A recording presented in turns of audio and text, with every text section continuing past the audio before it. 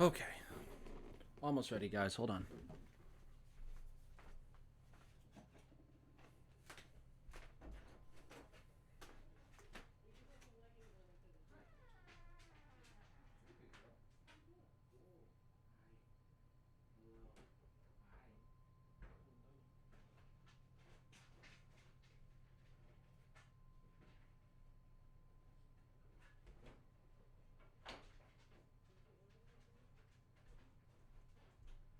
Come here, Lil. Lily, come here. Come on up. Hey, come on up. Up, up, go. No? No? Alright. Let me grab some food real quick then. I'll be almost done, guys. Sorry.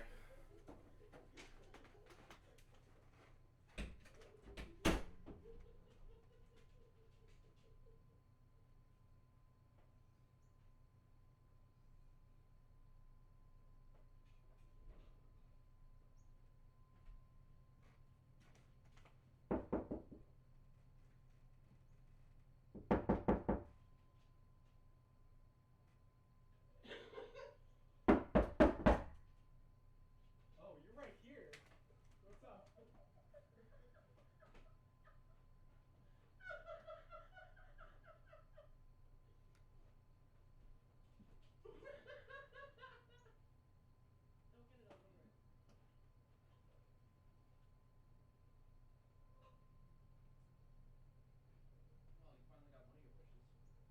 You're gonna be a yahtzee right now?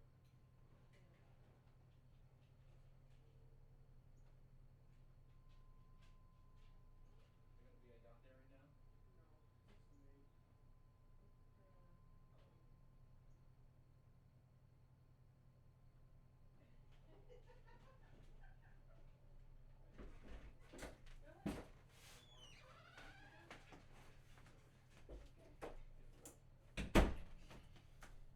Okay. Sorry for the wait. Let me get the mood light going. There we go. Almost ready, guys. I know I keep saying that, but I genuinely mean it. Okay. Got audio. Battery's good. Alright. Let me turn off notifications. Here we go. Alright, we should be good now. There we go. Alright, we should be okay. I'm not in the party. No one needs to get a hold of me. Yeah, we're good. Okay.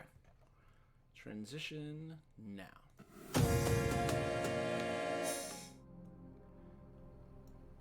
Also, I did notice that in my past few streams, I've been pretty quiet. So hopefully I can change that today by changing around some sound, some quality sound. You know what I'm saying? So let's try this for a bit. Hopefully I'm not too loud. I don't know why this is up. And I feel like the game volume's pretty good. Yep, desktop's muted. Elgato's on. Yep, okay. So, we are back for a part 2 of Night Call. Now, I'm not going to lie, when I turned it off the other day, I was really hoping I could continue, but my throat was getting thrashed. And it doesn't help that I was yelling earlier, but I really like narrating some of like the dialogue that comes up, so I'm going to keep up with that. And I got myself some food and drink. So unless I'm going to the bathroom, hopefully there's not too many times where I have to get up and actually go do things. So, without further ado, let's get back into Night Call. Now, for those of you who don't remember, or are just coming in, or are confused as to what I'm playing, this is a game called Night Call, and we are a taxi driver given the task to find out who the Angel of Death is after we've had a recent negative encounter, which as he decided to stab me in the back, or she, one of the two. And from what we know, it's not just us that are victims, there's 5 others, and we have to find connections to them. Night 3. Oh yeah, I think I was just starting Night 3, and I stopped.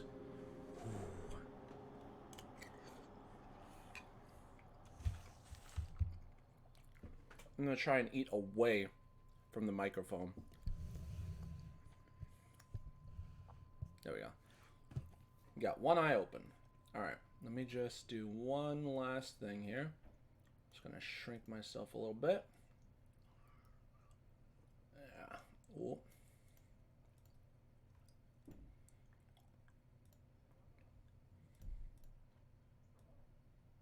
There we go. Hopefully that's good. Alright. Let's get in here. Auto mode. You open one eye. For a second there, you hoped the evidence board was just a dream too, but you can make it out in the shadows. You get up quickly. And a few minutes later, you're outside of your studio. Yep, that's exactly what I remember. How's our gas? Oh, we also have to do more, we have to pick up more people. Because we gotta take into account the amount of passengers we're getting. Because if we don't get enough money, we can't pay for the daily stuffs. So, first thing we're gonna do is we're gonna pick up this girl. I don't recognize. Oh, I think that's the investigation girl. The grayed out areas means that I've been to them. You need to talk to me? The passenger who gets into the cab greets you in uncertain tones. Good evening. Oh, good evening. You try to answer as warmly as possible. Good evening. Good evening. I want to... She stops short, trembling, as if in a panic. Is everything okay? No, it's not. She begins pouring her heart out. A flood of sorrow fills the cab. I've lost my cat. She shakes her head as if chasing a bad dream. Hey, Ventral, what's going on, my man? Good seeing you. Sorry I'm a little bit behind schedule, but me and my brother wanted to go through a tier list of some Kingdom Hearts stuff and Final Fantasy stuff and all that, and I was running behind, so that's literally the only reason. It's pitiful, but it is what it is.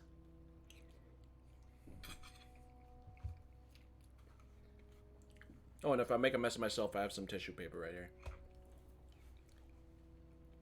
Okay, shakes her head, bad dream. I know. It's pretty silly. It's pathetic. But I lost my cat. She holds up a poster of the missing animal. His name's Croaky. It's the cat from the other night. You're sure of it. Listen, I know this is gonna sound crazy, but someone saw my cat get into a cab. So I called your company and asked which taxis were in the neighborhood the night he disappeared. You were the only one. I need your help. Her tone is increasingly hesitant, insecure. Please tell me. You know where he is. Where is Croaky? Where's my cat? Yeesh. She takes a deep breath. So, if you guys don't remember, this is the cat that this is the lady that the cat was trying to get away from because she's overly affectionate. So, part of me is like, yeah, but at the same time, it's like, it's a question of life and death. Okay, that's... Ooh, moral dilemma. I was asleep, that's why I didn't join the stream yet. Last stream. Oh, it's all good. It's all good, man. I used to usually start up around 6 and go till 10, so it's a little late in the day, so I don't blame you. I don't know. So if I say yes, I rat him out and I just tell the girl where he is. If I say no, she could give me less of a tip, get mad at me, and never come into my cab again. But I save the cat the indecency of being found again, dragging him back to the place, and so forth. But I do understand what it's like to lose a animal that you really love. And it's not really... Fine, yes, I saw him. She sits up straight with a jerk. That's wonderful. Where is he? Take me there.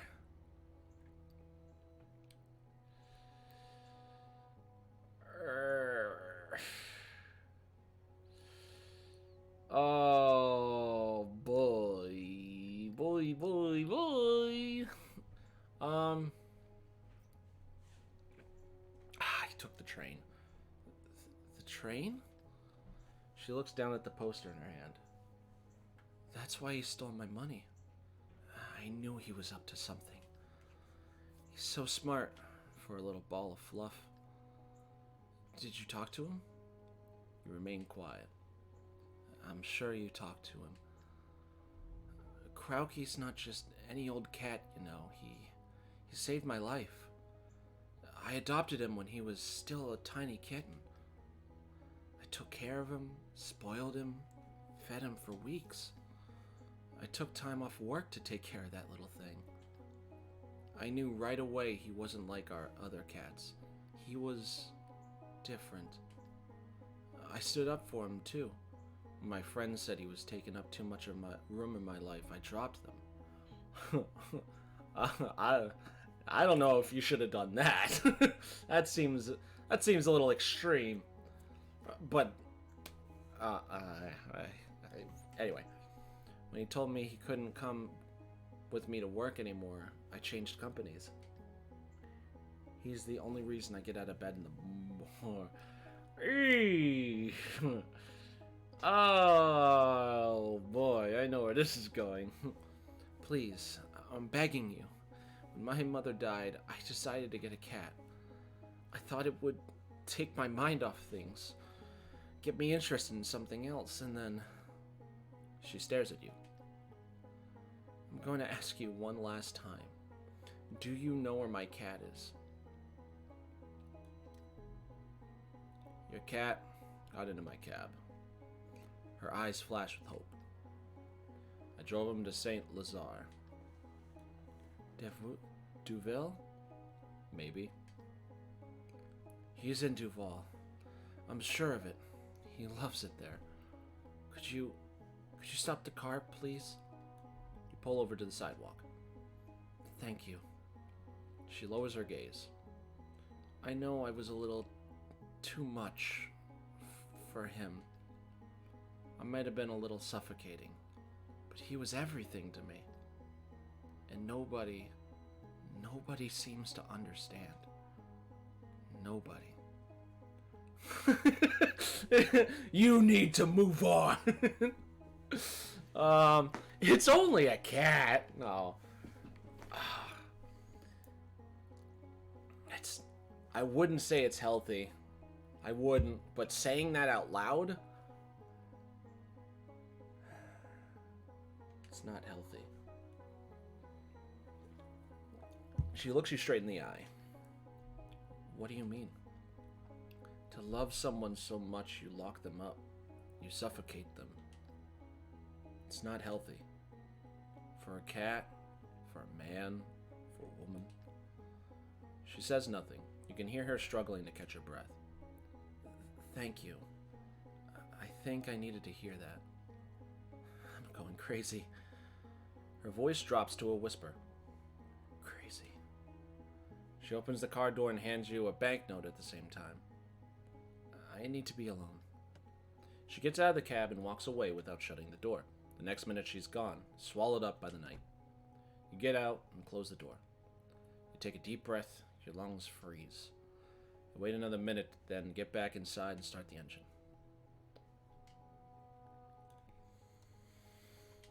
Okay, $34. We're here, we might as well get gas. We're right there, might as well. We're getting a little low at the top right here. You pull over and stop at a gas station. Not a soul in sight. The fluorescent lights irritate your eyes, and the smell of pee is wafting up from the space in between the pumps. Wafting. It's self-service here. You pay directly at the pump. At the mini-mart over there, it must sell newspapers. The person behind the counter must see and hear things. Might be worth asking a couple questions. This place makes you nervous. All you want is to get back into your warm cab. Shop. I mean...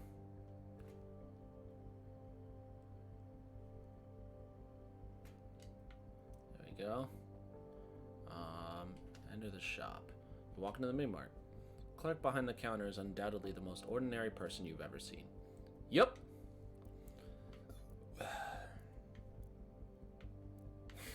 Cash, cash, cash.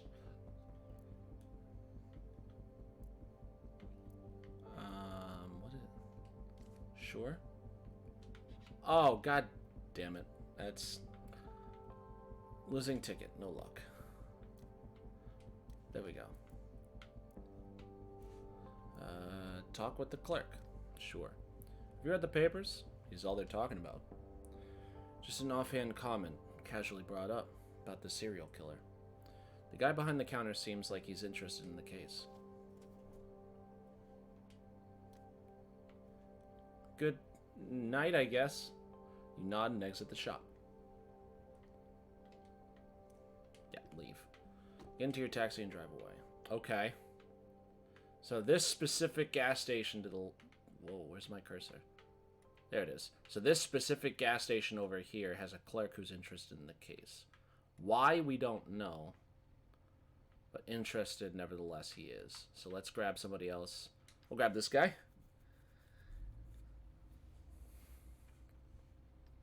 You slow down a bit.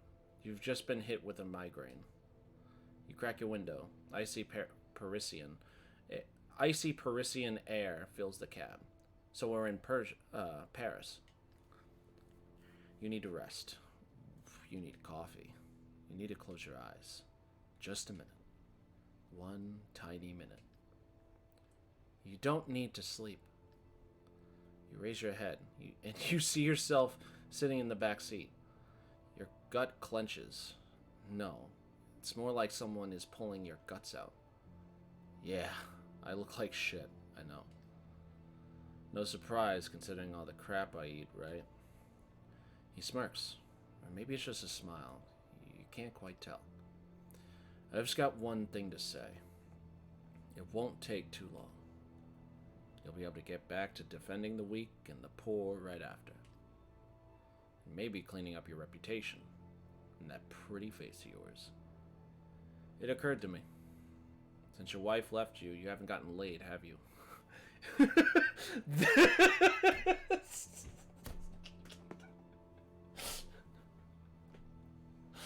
I love how that's the first question. Not, hey man, how you been lately? Oh, that's right, never mind, I know how we've been. I'm you. You know, man, like, you feel that sky today? Oh yeah, never mind. You did, so I felt it. Obviously. Duh. Why is our self-conscious just like in our grill, just like, dude, when are you gonna get laid, my guy? Like, come on now. Like, it's 2020. Go. Like, what are you doing? I'm sorry. It shouldn't be that funny to me, but just... Oh, man. This is great. All right. That must be hard on morale, huh? And I mean, there were opportunities. There was Cynthia. That her name? The nurse who changed your bag of piss. He lets out a snicker. Or that chick you never called back. What was her name again? Apparently we know.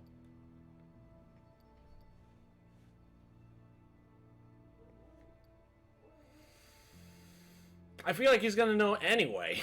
You know? Alright, sure. Julie? Exactly. He smiles. Julie. Julie.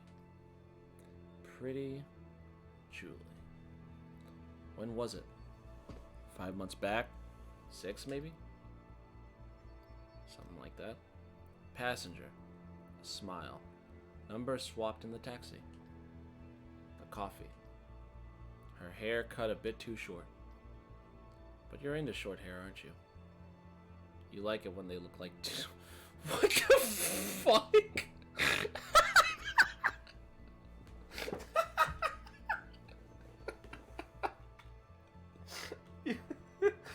Alright. Sure. You like it when they look like dudes, don't you, Squidward?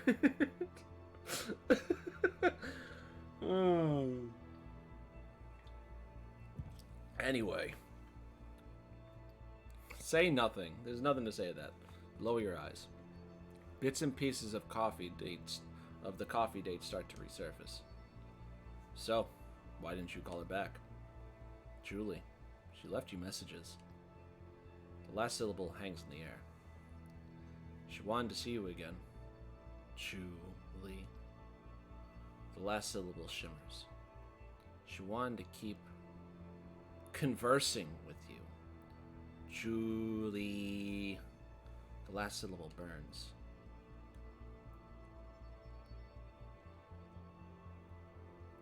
I want to know the truth, but I'm trying to picture myself in his shoes. Like, if all of a sudden I'm driving down the road and all of a sudden me pops up and it's just telling me, oh, hey, you like dudes, don't you? Oh, you like girls that look like dudes. No, man, when's the next time you're going to get laid? I'd probably tell him to leave me the fuck alone. But at the same time, I want to get to know the character we are. So I feel like tell the truth is the more important one. She scared me. He smacks his thigh. There it is. She scared you. Because she was... He is waiting for you to answer, but you can't get the words out. They're stuck on the tip of your tongue. Because that Julie, she was smarter than you. Because you knew she was going to talk about shit you wouldn't understand. Because you're too stupid. His posture shifts. It's almost imperceptible, but it's like he is melting into the back seat. You're too stupid. You lose your temper. You turn around to scream at him. Just shut the fuck up already! He has vanished. You're alone in the cab. A truck passes you. The sounds of a city slowly come back to life. A metro in the distance. A party on the first floor of a nearby building.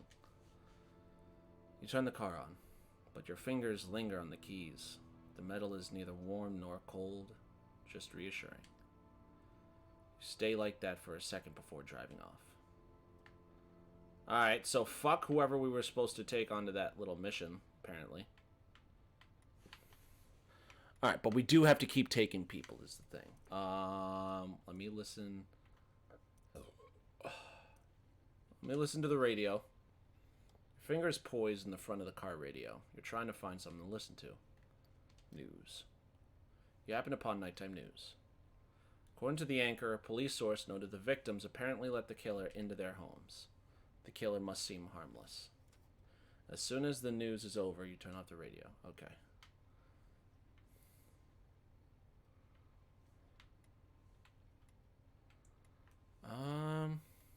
Let's take her. She didn't seem too bad. She's close by.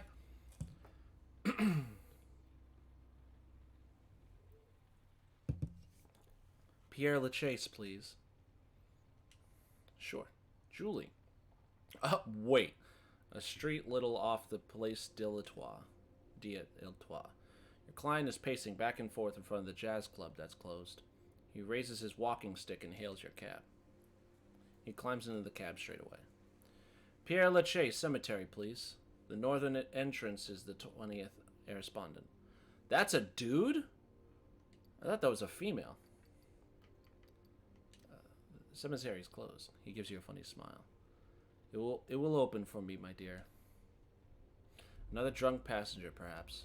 Yet this one's sitting up perfectly straight, walking stick across knees. His getup reminds you of another night creature, a regular customer with a taste for young flesh, both men and women. Oh yeah, the vampire chick, that's right. Looks like they move in strange circles, a strange world of... Your passenger's insistent gaze in the rearview mirror cuts your musings short. Want me to put on some music?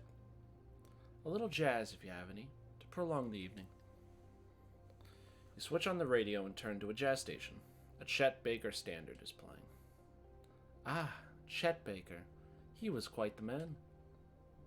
His voice trails off, as if an old memory has surfaced. Such a pity we lost him. The man in the back seat seems to be in his early 30s. Way too young to have known Chet Baker personally. Yet a wave of nostalgia seems to come over him, as if he were thinking of a lost friend. You knew Chet Baker? Oh yes, I knew him well. He's the reason I chose Europe. Not exactly sure when Chet Baker was alive. Unfortunately, I arrived in Amsterdam too late. Paris was my second choice. Jazz is out of fashion everywhere, but here it lives on. Paris still has good clubs where you can listen to music and meet beautiful musicians and jazz aficionados. A moment's hesitation. His fingers slide up and down his walking stick. Anyhow, remembering Chet always whets my appetite and makes me want to. But no, let's just forget all that.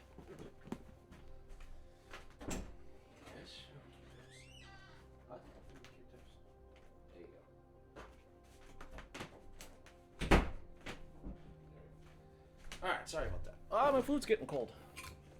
Gotta eat my food.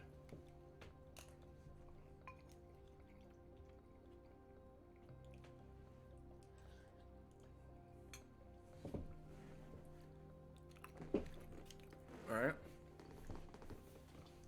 Take us someplace where we can eat. Both of us. The smile is warmer now. Hungrier, too. And more disturbing.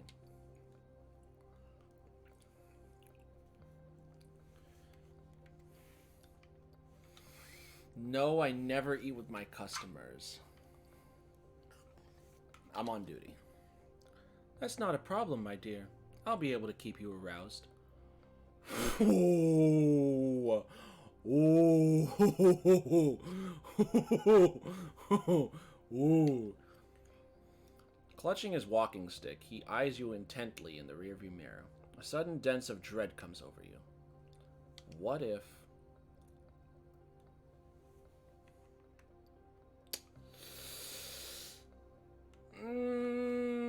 I'm not hungry at the moment.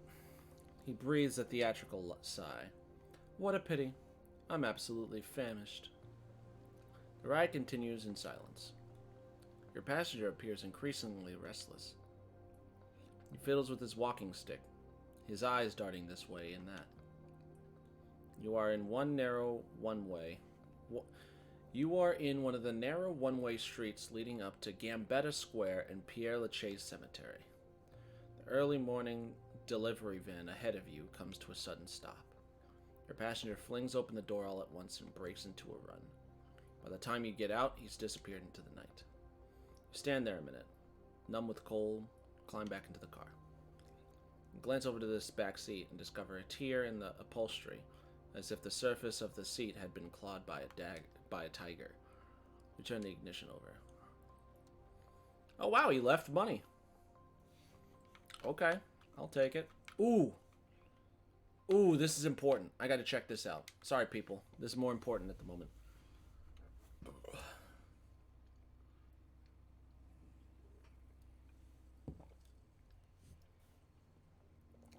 You look the Belvedere over. It's a rather unamusing bar that had its heyday in the end of the 1980s. Okay, there's nothing wrong with that though.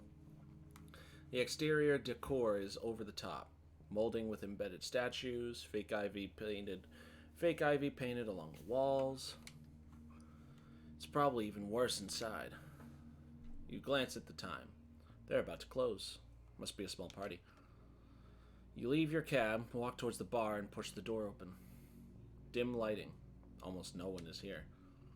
You see your passenger at the end of the bar. She's talking to a young man.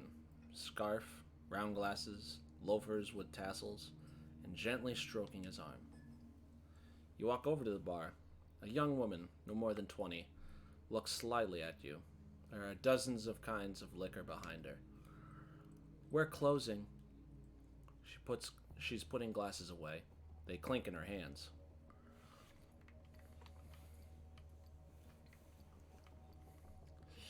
I have some questions for you. She freezes, looks him in the eye, When she starts speaking, her tone is icy cold. What do you want to know? Is it about the Angel of Death's victims? You wait a second.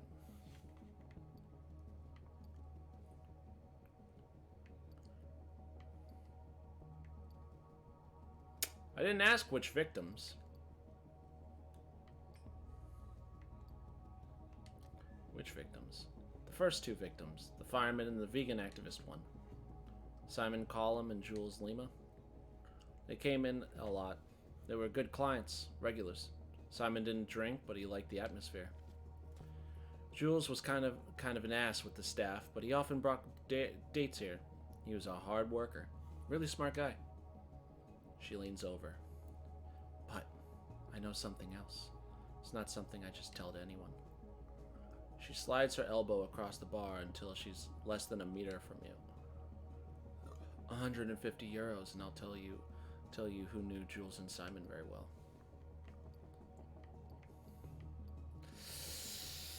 What are we at now? I think we're at 320.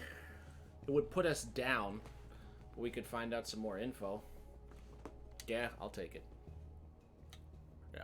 You pay her. She slides the bills between her fingers. Apollonie Girardeau, a regular. She's like a fixture here. She likes them young, and I know she scored with Simon and Jules. She and the fireman had a thing way back when. But she's way too sketchy for him. She's part of the Mooney Tunes. You know what that is? The cult? Precisely. She nods her head and tops it off with a wink. I've got to get back to work. Hope that was helpful. Me too. A few seconds later, you're back in your taxi. You take a minute to think about this new intel. You wonder if you're moving in the right direction. A group of teens crosses the street. One trips on the curb and wipes out on the sidewalk. His friends laugh at him. You start driving and leave them behind.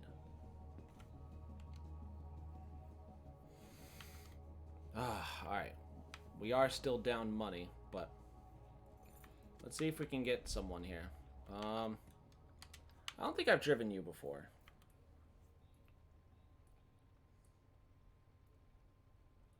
Come on, she's right there. There we go. I'm not gonna say that. That's too much. Lola. Your next passenger is heavily pregnant. You go to help her inside, but she waves you away with a hand. I'm fine. Judging from her accent, she's not from Paris, not from France, English, or maybe American. Things just take a bit longer these days. She settles in, adjusting her coat around her huge belly. You gun the accelerator and set off. Instinctively, you find yourself driving more deliberately, not slower. Just carefully. You regard the woman in the mirror. She's staring out the window with a 1,000-yard stare. Let me try that again. 1,000-yard stare. There we go. Her hands wriggling themselves around each one like a fistful of snakes. Your French is still pretty good. She glances at the back of her head. I know.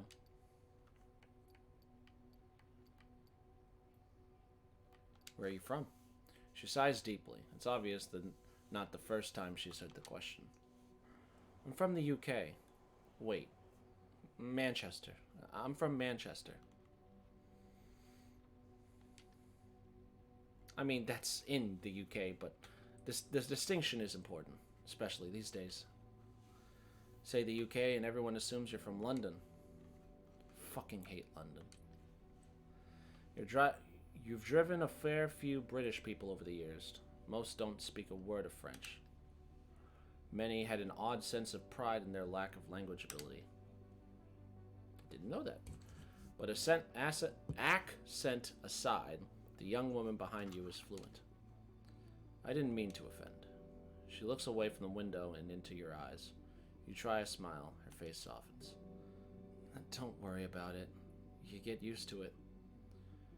There are worse things you could have opened with.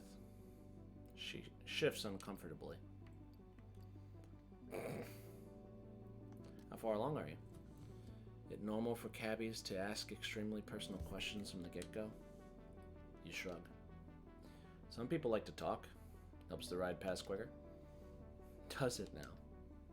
She squirms a little, a small grimace passing over her face. 7 months. Good for you. Good for you. Fuck, it feels more like 17. You have any idea how hard it is going for a piss in a crowded shopping center, carrying another human around like a fucking personal bus service? Giving another human whose favorite pastime just so happens to be giving your bladder a swift kick every 20 minutes? Oh, man. She blows out a sigh. It sounds like a hot air escaping a kettle. It's pretty fucking hard. Her tone is harsh, but looking back, you see her hand stroking her belly. A small smile linger briefly on her lips. She's a feisty one, that's for sure. That's her French side. She's half French? Not sure it's half. I'm the one doing the heavy lifting. But a definitely a good third or so, yeah. The 2 A's threw me off. That's why I'm over here. Ahmed?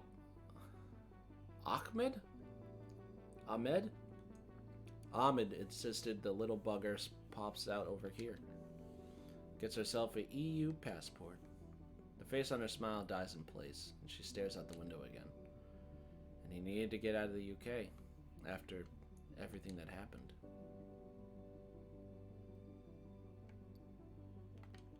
He didn't like it there? He liked it fine. Really got on with pasties for some reason.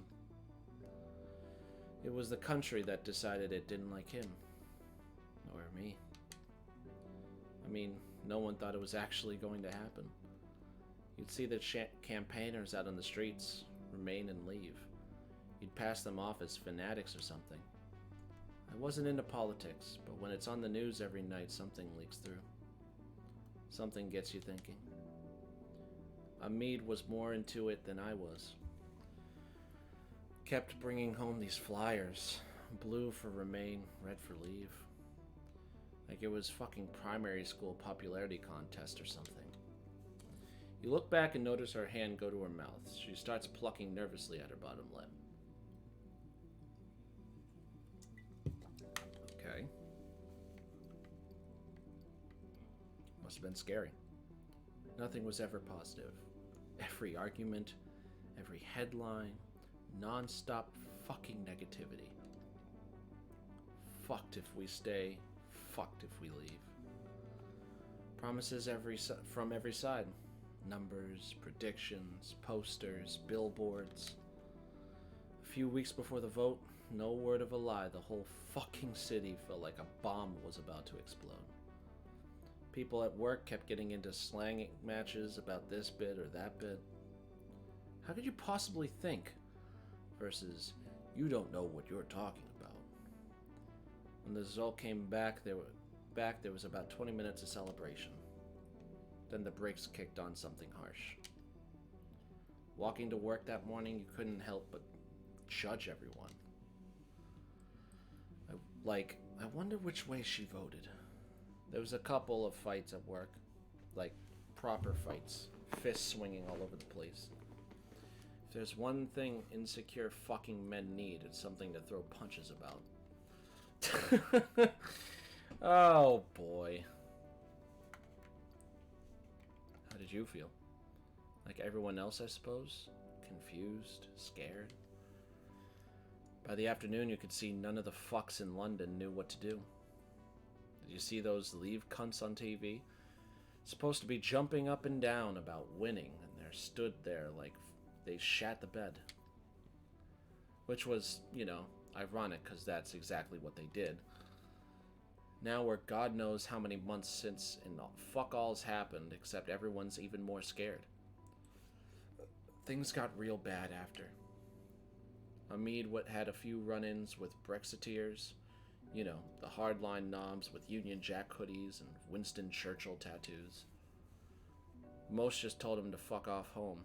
He could deal with that. He'd had the same over here. But one group. We were together one time, and a group of them told me to fuck off with them, called me a traitor. Idiots squared up to them. Things got tense. First time I'd ever been glad to see a copper. So yeah, we fucked off. Wasn't worth it over there. Amid's job had dried up anyway. No one wanted to hire a foreigner. Yikes. Know how that is. Been staying with his lot over here ever since. Spare room. His mom don't speak a word of the Queen's. Her dad tries, bless him. They loved baked beans. She smiles to herself. But now this one's almost here. I don't know. I don't fucking know. She shifts again, the seat creaking under her weight. That's a sound you seldom hear. What would you have done? I mean, if you ever have a Frexit vote or something, how would you vote?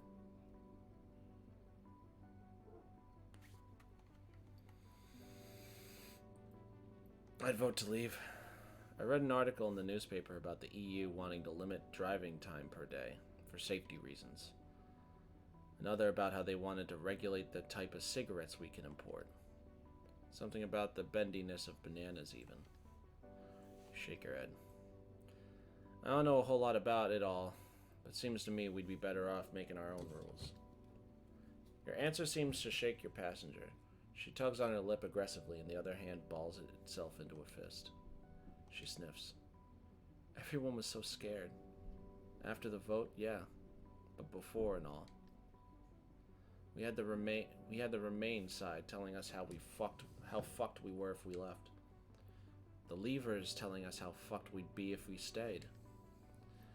But I saw Mom raise me and my brother on nothing. Nothing. Benefits didn't amount to anything. No one wanted to help a black single mother provide for her kids. And then we got these fuckers turning up at our house telling us how much worse off we'd be if we leave.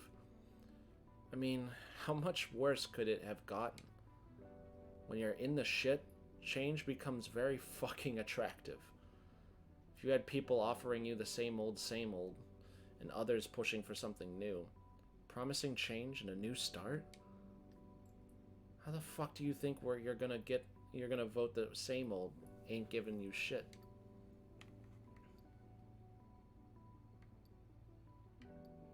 But your partner's French. Yeah, and? They weren't talking about cutting us off from the rest of the world, stopping him living here. Not before it happened, they weren't. She sucks a gallon of air into her lungs and continues. Before the vote, it was all about making our own laws again, stopping people 2,000 miles away telling us how to live. Guilty! Her accent thickens as her voice cracks. If it were about making sure we were looked after, you know? Mom's almost on her pension. I just wanted to do my best by her. There was no talk of stopping anyone who ain't English living there.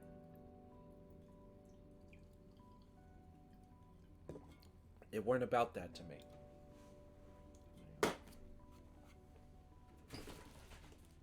Do this. We'll keep it out of the camera view. She sniffs again. And now it's all fucked. You pull up to a destination and she fumbles her fare over to you. Sorry about all that. No problem. I understand. Yeah.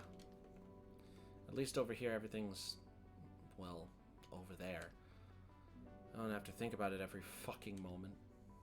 I've told Amid that I, voted the way I did. He wouldn't understand. She moves to leave. You go to help her again, but she smiles a refusal at you. Really, it's okay. But I appreciate the offer. Makes me feel welcome. A few moments later, she waddles slowly to a door. Her hands continue to twist themselves into shapes as she waits for an answer, until she finally disappears inside. You sigh and set off into the night. Okay. Sweet, sweet, sweet. What else we got? Ooh.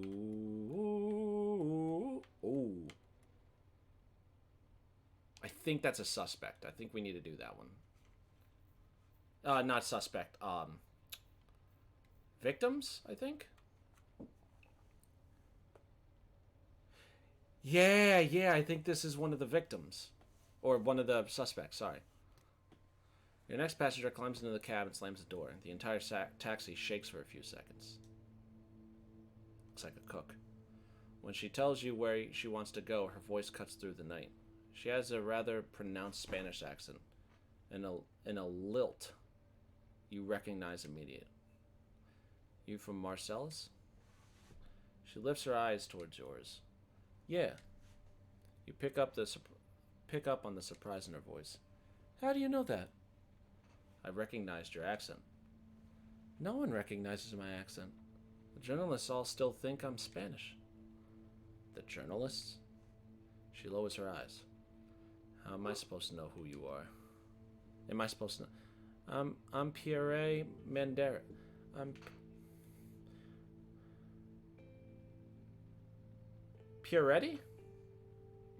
Pierretti, I think. I'm level 99 on Minecraft Dungeons. I need 10 more kills to level up to... Damn! Level 100, bro. Good for you. God damn. Like, that grind on any game, no matter what you're playing, the grind is so worth it. Because you get so many benefits, so many options to choose from, especially in that game. You have so many different trinket options to use, and you could just change up your build how you want to. Sorry. I gotta stretch a little bit. For some reason, I'm starting to get hit with the food coma. Oh. I got myself seconds, but I don't know if I'm gonna be able to finish it. I feel bad. Oh. But yeah, good for you, man. Hopefully you reach 100 sooner than later. Oh, well, still, it's pretty shortly, you know. I'm gonna call you Pierre. She watches you. I'm the chef at La Pierre. Yeah, you nod. I don't know it. Before you can even finish your sentence, she flashes you a smile. Don't worry about it. It's too late now, anyway. I'm closing the restaurant. Why? Your passenger sighs. You see, we lost a star. We used to have 2, and now we only have 1. I know it seems trivial. It's just a star attributed by a food critic. But it's the beginning of the end. Of a slow and painful death. I don't want to live through that. So I'm closing. I told everyone tonight. We'll finish out the week and pack up. I'm giving them all 2 months' pay so they can enjoy the holidays and relax a bit. Something outside catches her eye. We could all really use a break.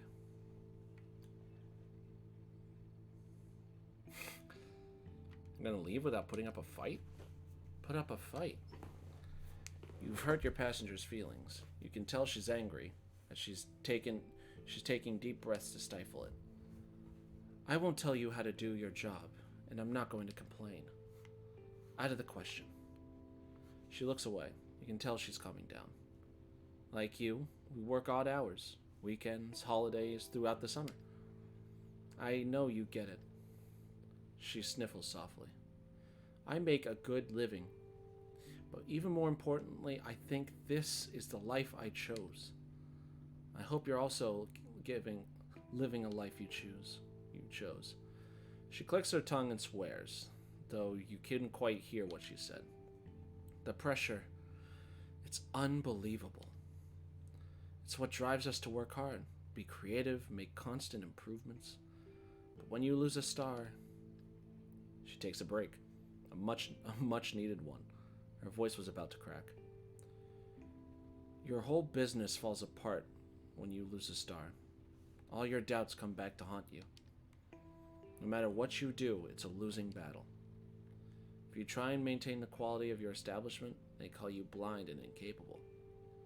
If you try and make real change, they say you're not serious, that you're unstable. Her voice is no more than a whisper. That's why I'm closing it. I think the days of one career in a lifetime are over. Our parents... She crosses your gaze in the rearview mirror and quickly corrects herself.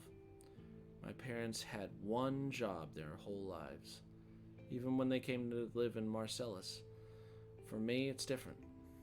She shrugs. She looks out at the road going by.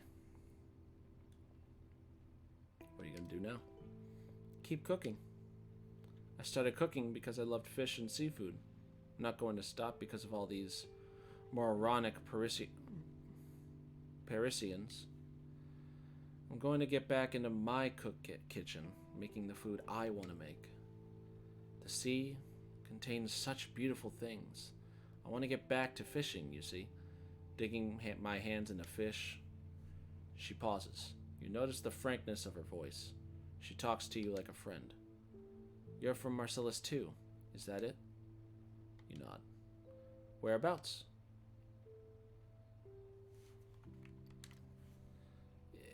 It's complicated.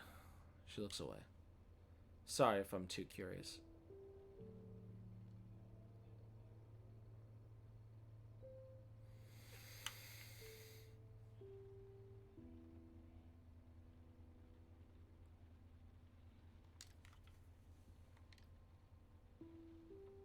I don't know what that word was anyway. Nice area. The good life, eh? She winks. You're not far from your destination now.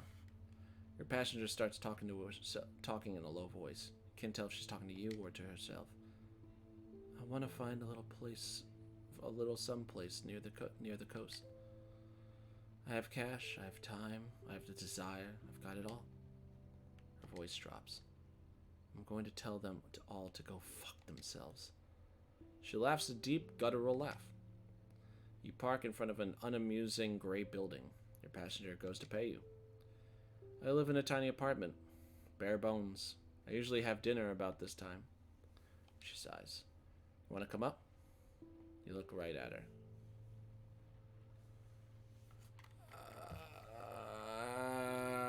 No thank you. She wears a forced smile on her face.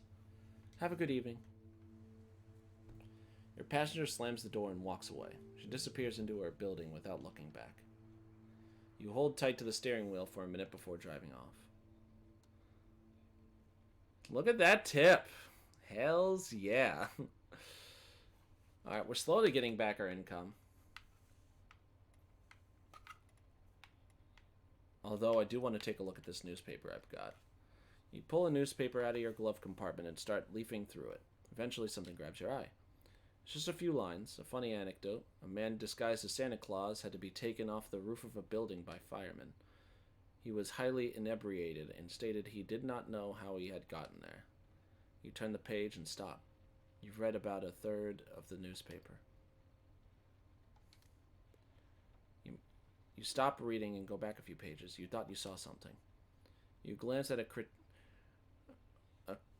critique of a great Alicia Cleff's latest collection of poetry. Ugh. The critic seems convinced, but this is curious to know what might have inspired her to write this masterpiece. You only have a third left to read. As soon as you get to the page, you stop. Your instinct tells you to look at. It's an article on the angel of death and the actress Zita Velpew, the third victim. Her neighbor apparently heard women's voices coming from the victim's apartment on the night of the murder. You shut the paper. It'll end up in the trash tonight. If you remember, it's there. Otherwise, it will spend the rest of its days in your glove compartment. Alright, I think I'm out of time now. I think. Yeah, I'm out of time. I've met Francine. Told Francine the truth about her cat. 102 in profits. Oh, yeah, I did. Ooh. What? Oh. Okay, it's low on battery. Well, it's a good thing I got extras, eh? Oh. Dude, this game is so cool. I've met Lola. Oh yeah, Lola's the pregnant lady. Lola's probably Probably the most interesting. I don't know about Pierre. I don't know. Yeah, I lost more than I gained, but I needed gas. I needed the gas, man. Alright. And you refused. Yes, I know I refused, okay? You don't have to keep rubbing that in my face.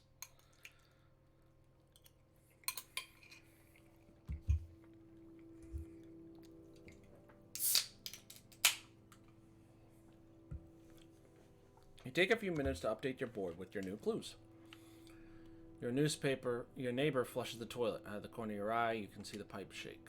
You crack your knuckles and get to work. Alright, yeah. Did we get any new... No. Okay. Message on crime scene 2. He watches you. Whoa.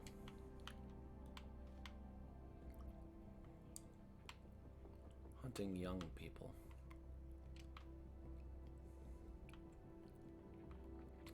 Pierre's the girl.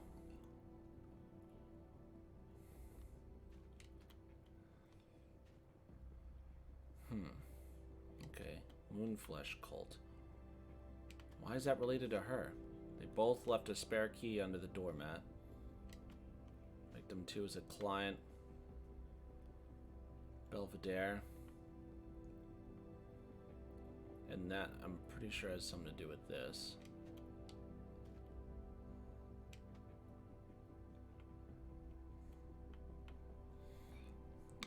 Open the door to the killer.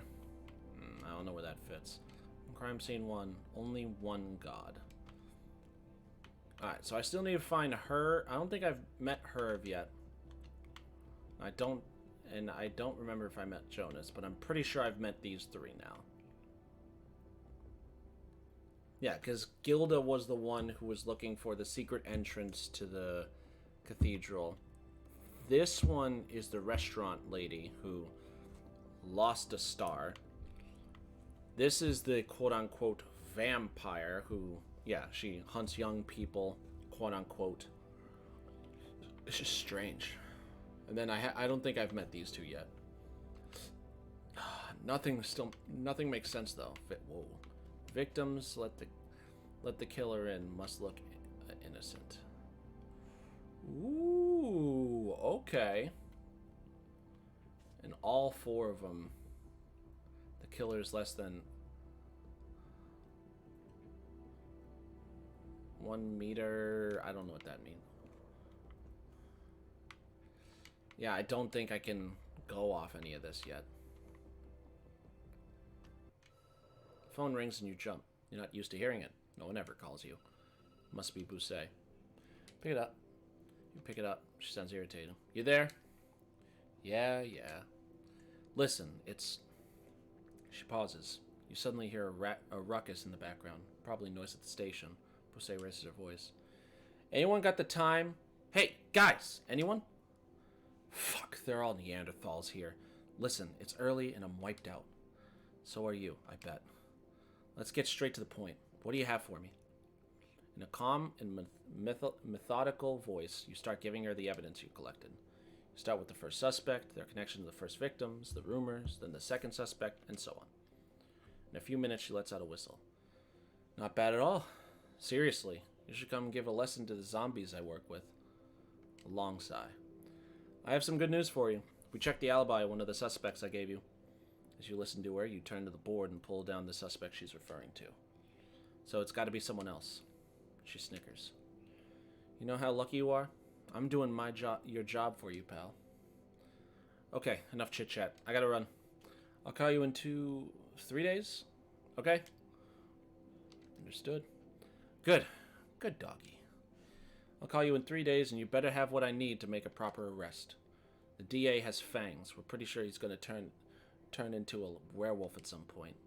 She babbles on for a while. Her voice becomes softer, but just as sarcastic. That would explain his terrible breath. Okay, I'm out. She hangs up. You hold the handset to your ear for a while. You just have one thing in mind, sleeping. Who gets pulled off? You can't... No! Who got pulled off? Who? Herv. Okay, so Herv is gone. Herv is not a suspect. So those four are now suspects now. With a heavy hand, you wipe your tired face. You open the sofa bed and lie down. The events of the day run through your head. Streets, the passengers, the face of their problems. Your brain is running at full speed. Your body aches and you are in pain. You can tell you need to get more sleep. You glance at your investigation board. It's slowly filling up. You wipe your hand over your face like it'll help sleep. Your fingers are shaking. Stress, probably. You shake your head and your mind wanders for a second. Your eyelids flutter once and you're asleep. Alright, so it's not Herv, so it's either Jonas, Gilda, Vampire Lady, or the chef. But I haven't met Jonas yet. For a second there, you hope the evidence board... Yeah. Get up quickly. Okay. Night 4, so 3 days. 3 days to solve this case, ladies and gents. And I think we can do it. Alright. Well, we have one last investigation spot to check out. We've checked out everybody else. So let's do it.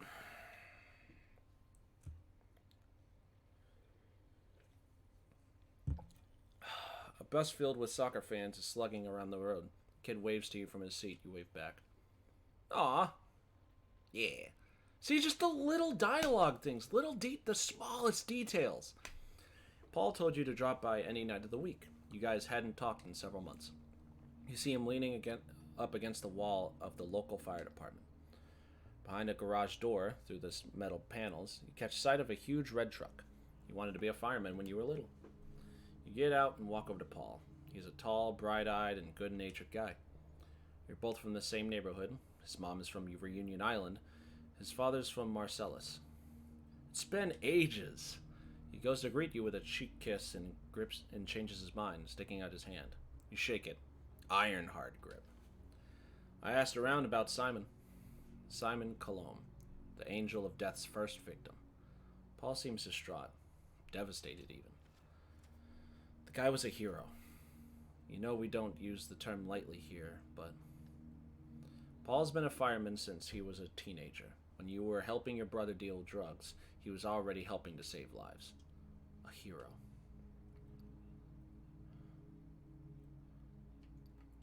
But there's a but? No secrets, nothing shameful. He was pristine, brave, handsome, down to earth. Paul bites his lip. He's uncomfortable. He doesn't like to talk about his job. Maybe he's sorry about your last conversation. Simon was seeing a shrink. Nothing out of the ordinary. We see some not so nice things sometimes. You've been feeling really guilty about since the Albatross fire.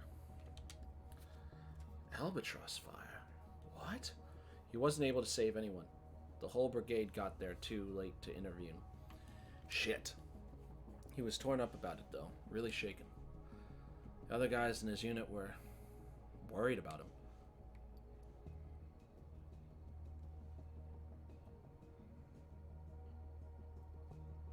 Is that common? You know, not really. Usually we're stronger than that. Psychologically, in any case. He sniffles. A passing car lights up his face. Simon was raised in a very rigid, very Catholic family. Like Mass and Greek and all that. Becoming a firefighter was not an easy feat, but the Albatross fire destroyed him. He felt something indescribable, even for us. He waves his hand to put an end to the discussion. But he was murdered, so sorry. I'm not sure any of this helps. It does. Thank you, Paul. Paul sniffles and grabs your arm. I also wanted to take the opportunity to apologize for my behavior. When Tan Guy died, I shouldn't have been so distant. But I needed to cut myself off from anything that reminded me of him.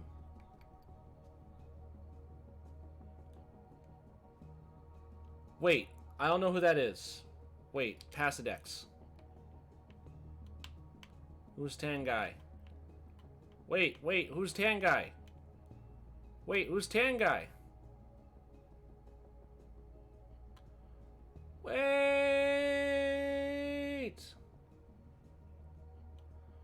Wait! Who's Tan Guy? I don't remember who Tan Guy was.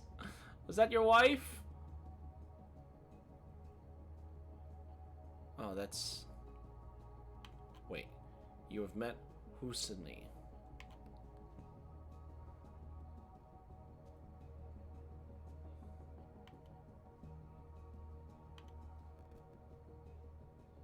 Jim M. I don't know what that means. I think that's my wife. Oh, shit! He looks around like he's scared someone might see him. He's shaking from the cold. Okay, I've got to run. Take care. Back in your cab. As you stare into the rearview mirror, you try to remember what Tan Guy's laugh sounded like. He was one of your regulars. Got sick. Destroyed him. He and Paul often called you for a ride home from the movies or a show. You miss his laugh. There was a joyful mess. There was something messy about it. Something chaotic and joyful.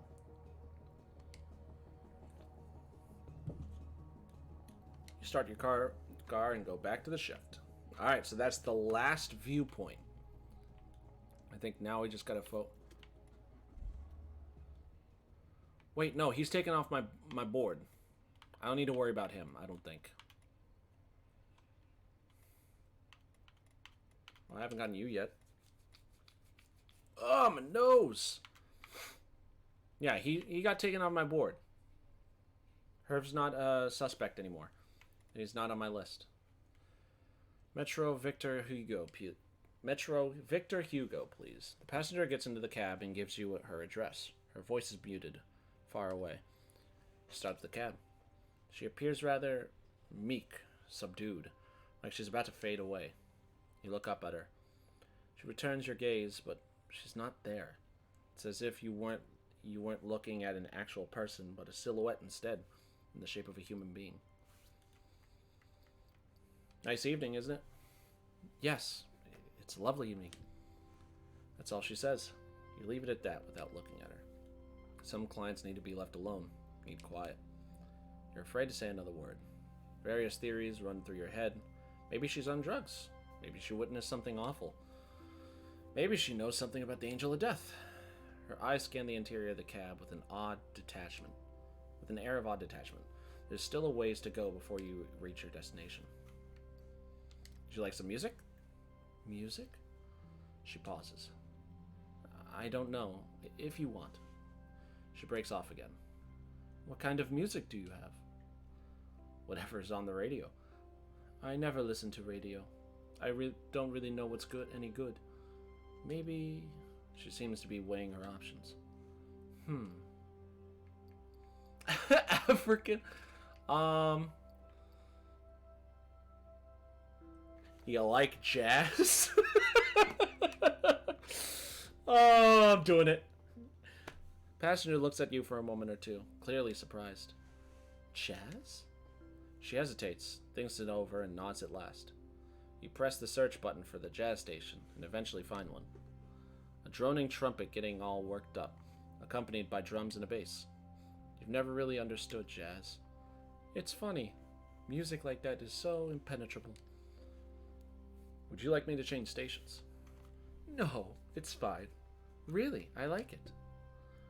My thesis supervisor listens to a lot of jazz. With time, I began to like it too.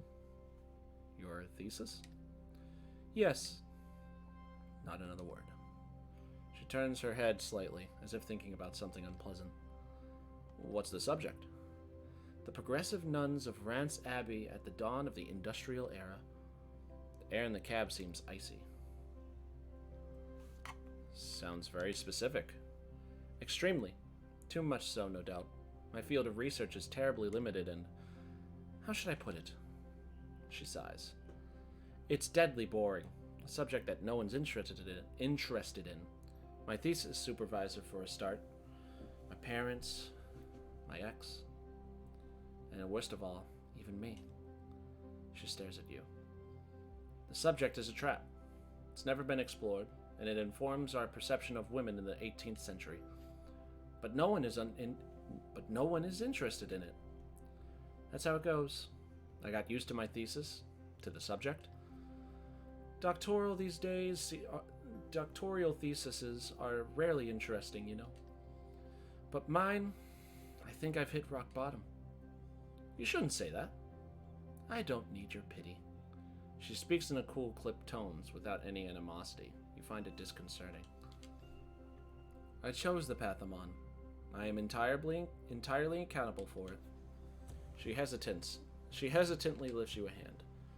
But I'm the one who chose my thesis. Me, and no one else. To be honest, it will no doubt be the only thing that remains of me when I die.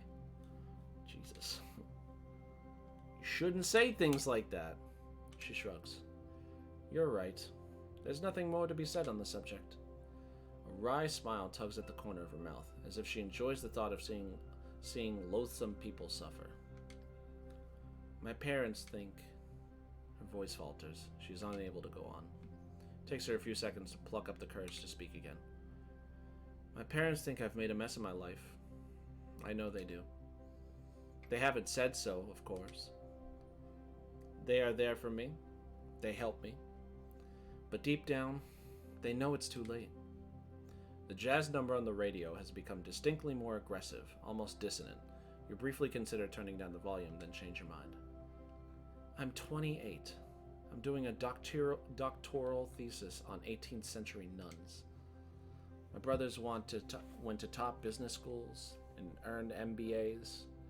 They're married and have children. And me, I'm compiling pages and pages of information on nuns.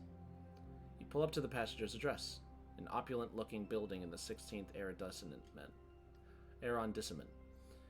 The young woman is perfectly still, seemingly paralyzed. She looks up and suddenly seems to realize where she is. Sorry. Her voice is faint, almost inaudible. She hands you the fare, then exits the cab. A moment later, she's walking away, heading towards her building. Sit there a moment, then start up the cab. $40. That's good. Or pounds, sorry. Should be correct. Hey, bud. Would you like a drive in my taxi? You're one of the suspects I'm looking for. But don't worry. I need a drive to Issy. The passenger getting in your cab barely says hello. He mumbles an address and buries his head in his laptop. He taps away, not saying a word as you start driving. You have seen passengers like him before. Introverts, silent types. People so absorbed in what they're doing they don't even notice you. The road flies by. The sound of the passenger's fingers on the keyboard reminds you of the sound of rain hitting the hood of your car. Having a good evening? He grumbles a laconic reply. He dives back into his computer screen. You keep an eye on him. His fingers are flying. You get the impression he's not typing full sentences. The rhythm is too short, halting.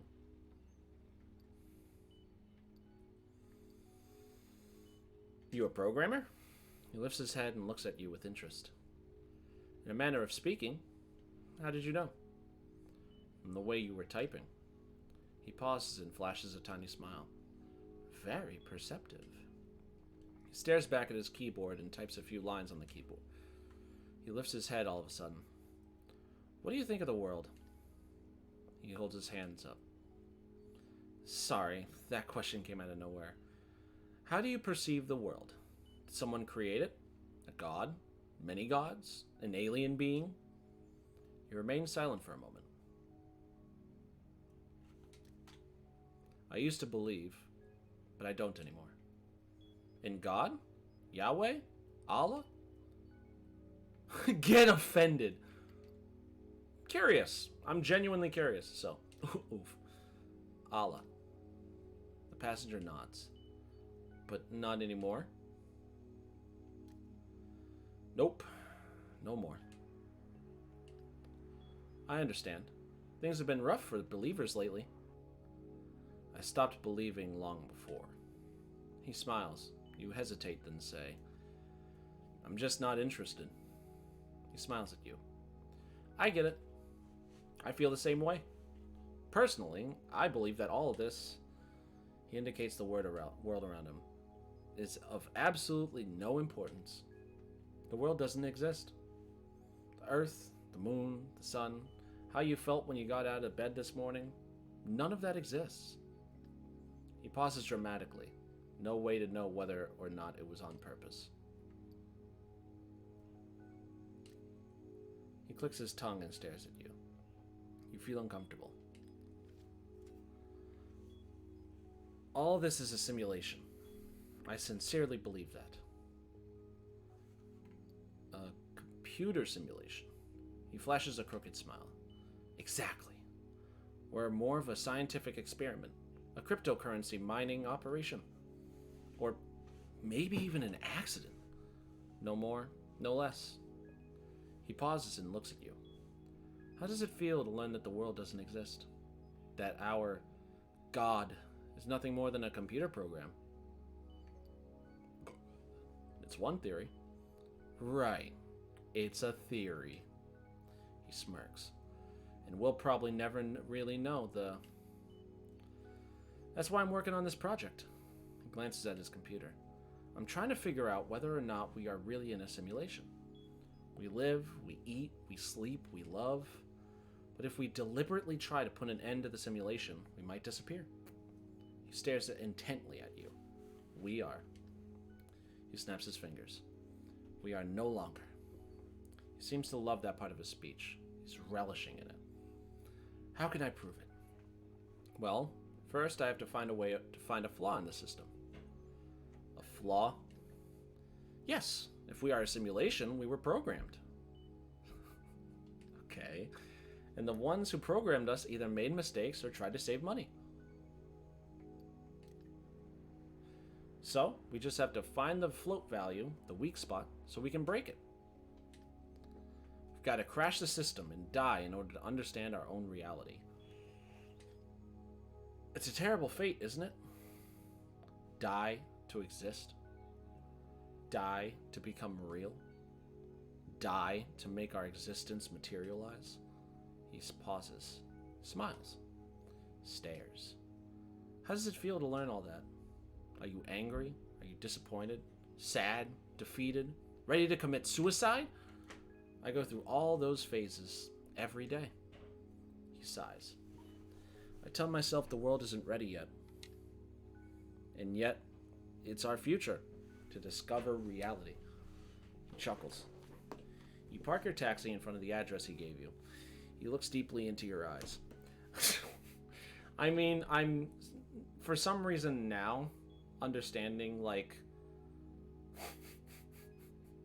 the fourth wall break in this. But I just think it's hilarious that even in the real world, somebody is thinking that. And somebody is going to try for the rest of his life to prove his scientific theory.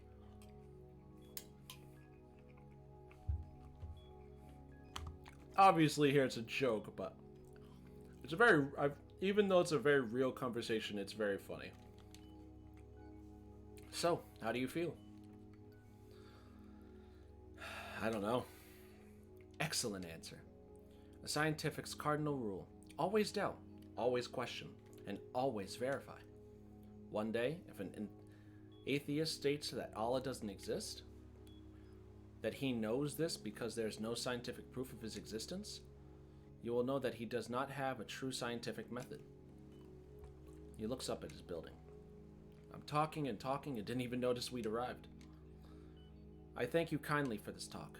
It's always interesting to bounce ideas off one another to put them to the test. After all, we're waiting to wage war with the person or entity made us. He pays his fare and gets out. He disappears quickly into his building, his laptop under one arm. That might explain why one of his, on the victim's wall, one of the notes that I have is that there's only one God. This might be one of the reasons why he could be a suspect. I mean, and he seems friendly enough, I guess. $50! Holy shit. Do I have any new locations? New sights to see? Let's do... Ooh, I want to listen to radio, actually. Trying to find something to listen to. News. You happen upon the nighttime news. One of the stories is about a new law being passed to prevent teenagers from using trainways to run away. Smile, thinking your teen passengers must be less enthused to be the cause of all this. Shit. Nothing tonight. Okay.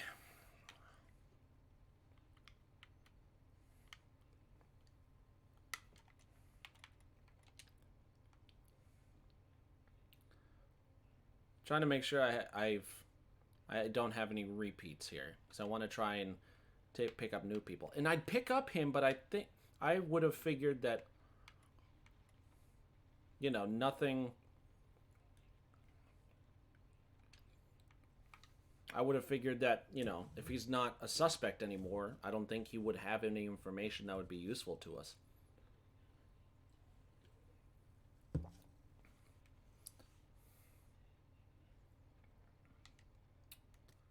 Huh. A couple is getting into your taxi. Couple like you've seen so many times before. Attractive, a bit tipsy, drooping eyelids. He's already asleep. Must be about 20 or more. She's still smiling faintly, like the evening has had a lasting effect on her. She's older, maybe 40, 45. Alicia, right next to the movie theater. Start driving. You pull away, leave the street, the neighborhood behind. Your passengers say nothing. When you downshift, you can hear the man's heavy snoring. The woman stares right at you. I beg your pardon. This may seem odd, but what do we look like? I mean, he and I. What do we look like? Couple. Couple. Thank you. She pauses. I happened upon two friends who were making fun of us tonight. We could be mother and son. It's stupid. She hesitates and... Forget it. Let's let it drop. Sorry we have bothered you with that. No need to apologize. Thank you. It's very kind of you. I don't think I've ever met a taxi driver who was so understanding before. I'm serious. She watches you for a while. You can see the hesitation in her eyes. Then she turns her head. I'm too defensive. It's unhealthy. Not good. Not for me, nor for Yevs. Her expression hardens. I love him more than anything, you know? And that's important. People think, they want to think he's some sort of toy. But he's not a toy. I did not choose him because he's young and chic. I love him. Period. Can you understand that? Open up. More than you think. What do you mean?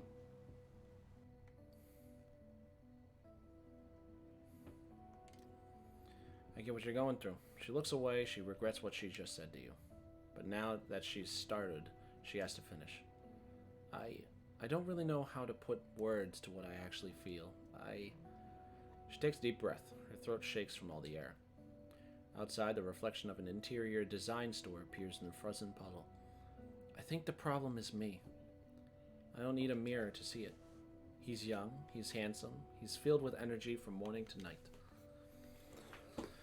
My joints creak. I lose a fraction of eyesight as each year passes. I got lost on my own street the other night. I'm a burden on him. Don't say that. She smiles coyly at you. You're not a shrink. I shouldn't, unload on you like that. I think I've said enough. Far too much. You have been remarkable. Thank you. A few minutes later, you reach their destination. Pull up to the sidewalk. Your passenger plunges her head into her bag and stops. What if... She shakes her head. No, forget it. She pays you the fare, and as she is putting her wallet back in her bag, she hands you a bill. A 100 euro bill. Would you mind using this money to take Yves to a hotel? I don't think I have the will to do it myself. We need to put an end to this. He deserves someone else. Her proposition leaves you speechless for a while. I'm serious. Out of the question. Burst out laughing? Are you sure? No. I mean, I know this is right, but you should talk to him. He'll just say... She shakes the bill. He'll say he loves me just the way I am, that he doesn't want to be with anyone else. He'll say the same thing he says every time I try and talk about my feelings. The bill is lying between the seats. This isn't the first... What if it's true? What if it was true? Yes. If he was telling the truth. If he was in love with you despite all your flaws? She pulls her arm back.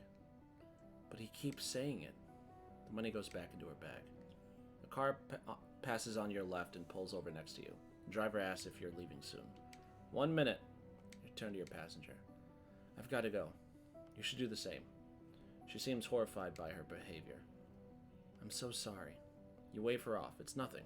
No big deal. A second later, she's walking into her place, holding onto her partner. He hasn't even woken up yet. You smile, wondering what he must have dreamed about. You'd like to have similar dreams. You let the other car pull in and go back to your shift. I wanted to take it, but that couple seems like they deserve a fair shot. You know?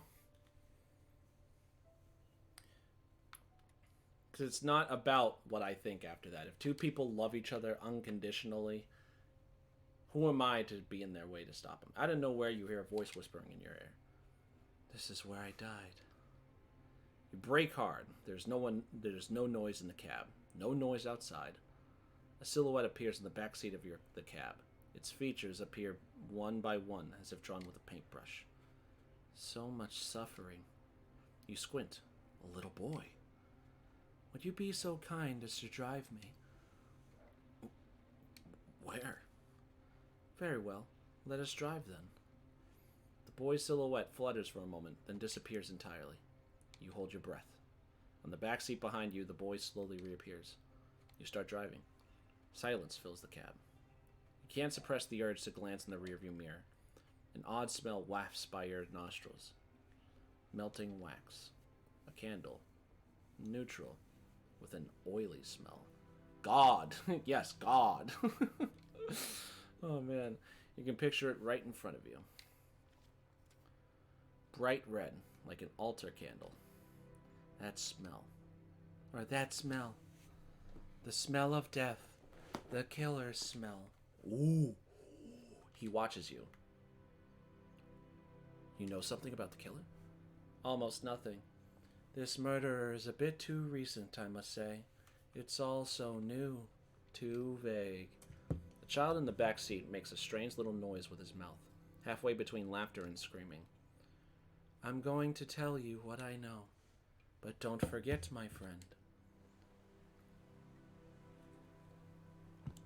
I am but a ghost.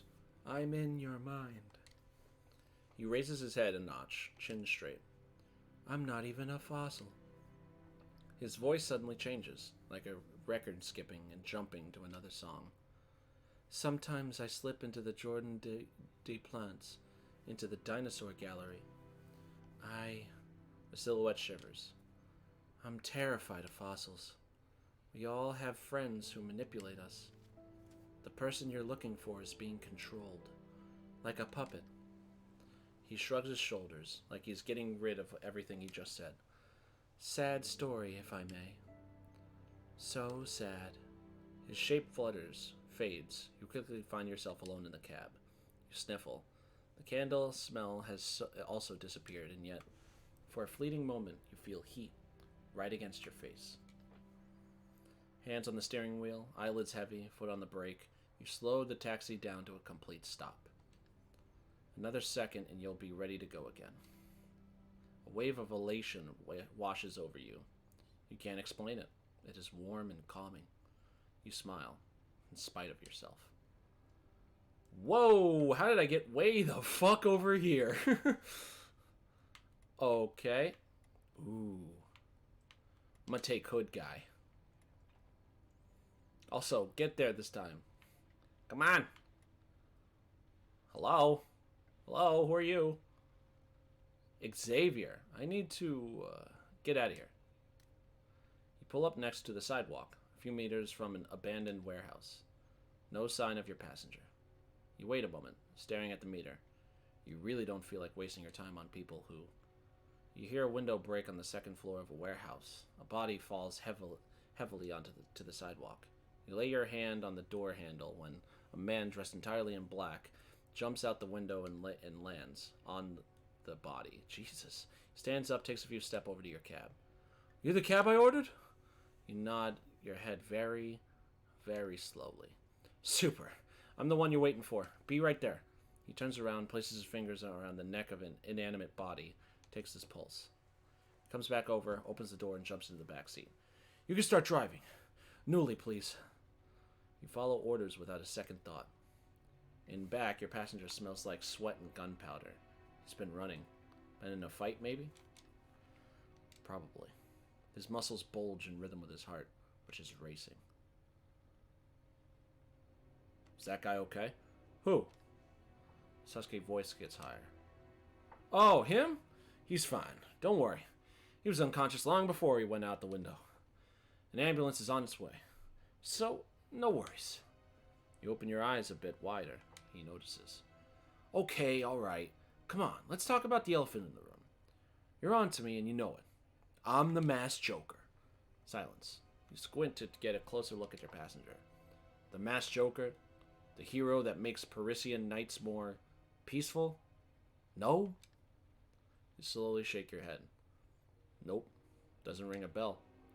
I'm all over Twitter, so probably on the radio and the newspapers, I think.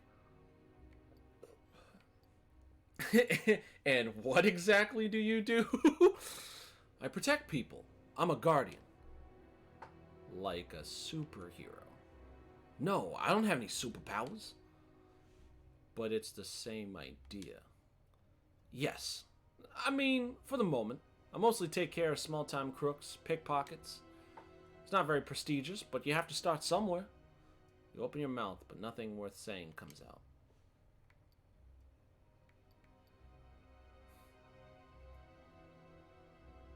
You've got to start somewhere.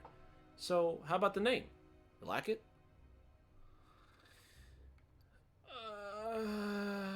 I'm not sure I get it. It's Joker, like the card, and masked because I'm wearing a mask. Oh man, this guy's a riot. Silence ensues. Your passenger eventually clears his throat. See, I wanted something that wasn't too... Searches for the right word, beats around the bush, and eventually comes out with it. Problematic. Did a lot of brainstorming and came up with the masked Joker. I haven't gotten great feedback, but it's hard these days to find a name everyone likes. You have to make a sacrifices if you want your core business to succeed. That's what they tell us at school, anyway. At school? Yes, an ENK. He freezes. Shit, I almost gave you the name of my business school. What an idiot. Can you imagine if Bruce Wayne went around telling everyone he was Bruce Wayne? Huh? Bruce Wayne? No? No, Batman! If Batman went around telling everyone he was Bruce Wayne. I'm getting all mixed up. He touches his sides for a while, like he's looking for a wound. You're getting close to your destination. I think I'm hurt. Want me to take you to the hospital? No, I'm fine. I shouldn't have jumped out that window like that. But you were already coming down the street, and I didn't want to make you wait. You smile. Pull over. Right there in front of the driveway. You obey. Don't worry, it's just a flesh wound. I'll be home in 2 minutes, and I'll have everything I need to take care of myself. He pays and struggles to get out of the cab. One last thing. Please don't say anything about Ian Kid. I'm trying to lead a double life, and it's not super easy.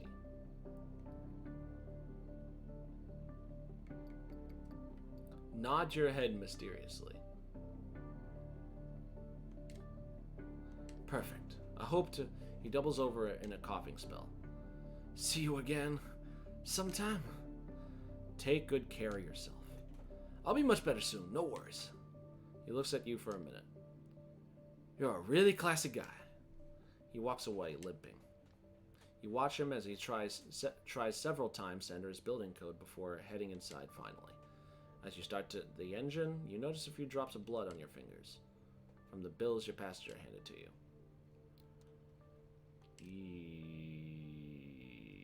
Yikes. Oh, I don't have a lot of time. You. Last one of the night. Come here, Granny. Woman crosses the street in front of you, carrying a baby in front of her arms. As you drive by, you realize it's a big something. Driver, sir, the 16th arrondissement. Passenger who's entered the cab makes you feel immediately uncomfortable. Hard to say why exactly. Perhaps the smooth plastic set of his features. Oh, that's a dude? I thought that was a girl. Or his odd appearance, a mad assortment of mismatched colors. Good evening, good day. His shrill intonations are offensive to your ear. Tell me, good fellow and driver, would you be so kind as to take me to Rue Pericho, number 96? As he speaks, you can almost hear the deeper accent of what seems like a second voice. Sure. You nod slowly and start the car, casting an anxious look in the rearview mirror ever so often. Sorry to bother you and disturb you, but I was wondering if you'd be willing to answer a few short questions and queries. I will go insane if I was you reading all... Yeah, right? Well, I don't know. It's interesting to me. Like, I don't know. Why not? Thanks for opening up to me and being so open-minded, too. Good day and good evening. Do you think that building roller coasters in the... Let me try that sentence again. Do you think that building roller coasters is a normal thing to do? The question sends you for a loop. It wasn't at all what you were expecting. What? Apologies, sorry. Perhaps my query and question aren't clear. Let me try again. No, it's fine. I understood the question. It's just that...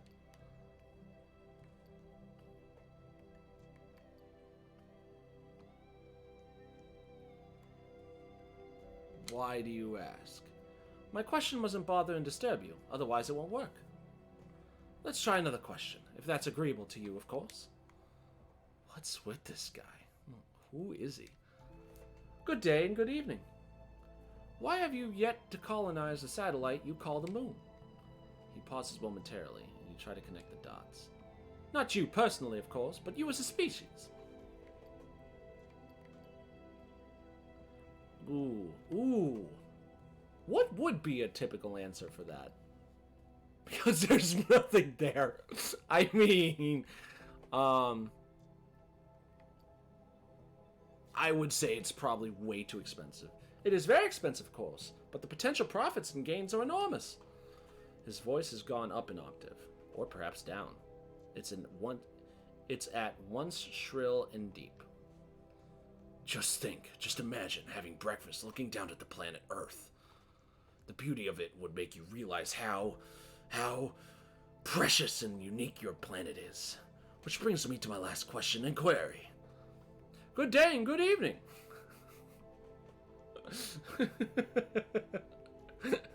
This guy's a fucking weirdo. Why is your own individual freedom more important to you than that of your species and community as a whole? You examine your passenger closely. Because we're selfish. That's not true. I don't know what you mean. The world's too big a place to sum it up like that. There are some horrible people out there. Monsters, too. That, of course, you only know too well. But there are good people out there, too. If only a mere handful. People who would make personal sacrifices for the good of humanity. Suddenly, you're unable to speak, as if the words were trapped inside your throat. Your passenger, on the seat behind you, gives a dry smile, as if he knew exactly what was going on. Thanks, H. He stops short. He doesn't actually pronounce your name, but you seem to hear what he's thinking. Sorry, I forgot. You didn't want that information and knowledge to get out. You absently pull up to the address he'd given you. Your passenger hands you the fare and then some. Meeting you and making your acquaintance was a memorable experience. Adieu. He exits the cab. You are still paralyzed, but you don't panic. Your body seems to know what's best. You can sense your muscles relaxed. A minute later, you let go of the steering wheel. The paralysis has ended. You take a look outside the door window. A quiet Parisian neighborhood, utterly uneventful. Not as swanky as the rest of 16th arrondissement. Your customer has vanished into thin air. You sit there for a moment longer before making up your mind to leave. The sooner you pick up a new passenger, the sooner you'll forget that guy. Well, it's a good thing that's going to end tonight, isn't it? I was going to drive home and meet nobody. He, she will be the one that will make me go insane. Yeah, right? I did meet her. Yep. Yeah, I lost a little bit. Doesn't need your pity. Yeah. You played jazz. Yeah. Figured you'd like jazz. Yeah, Jonas was the god guy.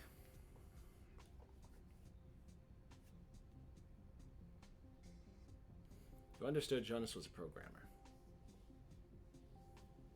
You were straight up with Jonas about your beliefs. I mean, yeah. You've met Nadia and Yevs.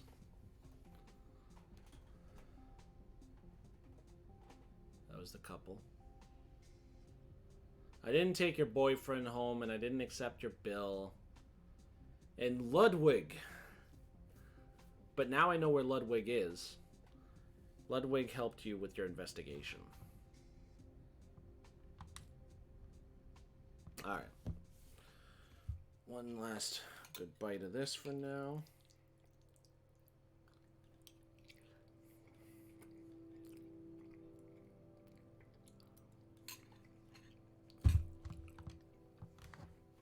Steps in the hallway, they stop in front of your door, then move away. Take your shoes off before getting to work. Whoa.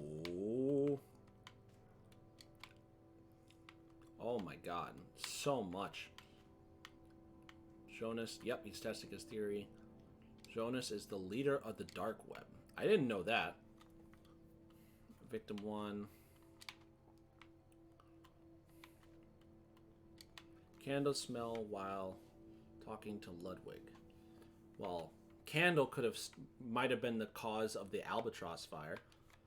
Victim 1. Gorgeous, brave man.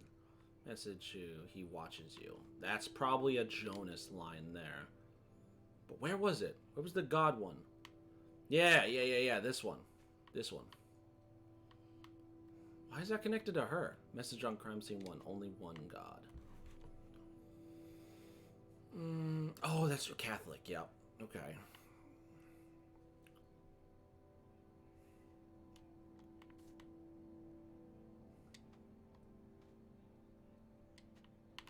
Victim 1. MO. Slit throat. Words written in blood. Blood was missing. That definitely sounds like your kind of stuff there, girl. Victim, open door to killer. Killer is manipulated to kill. Okay. Ludwig's vision.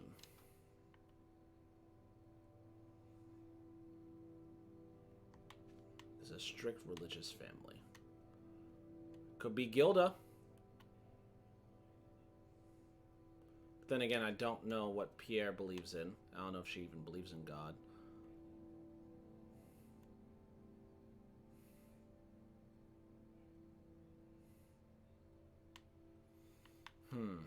Alright. Yeah, I think that's it for now. Wipe your tired face. Slide into the open bed sofa. Answer of your day. Passenger's problems. Full speed. Body aches. Need more sleep. Glance. Your hands are shaking. You don't quite know what's happening around you anymore. For a short moment, the room around you starts to flutter. You shake your head and your mind wanders for a second. Second later, you're asleep. Alright, we're getting closer, guys. It's almost over.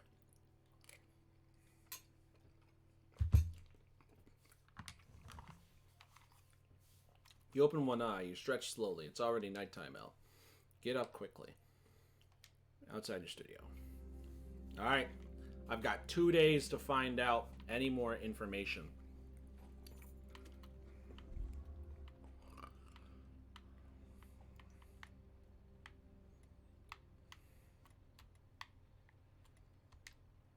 What about you?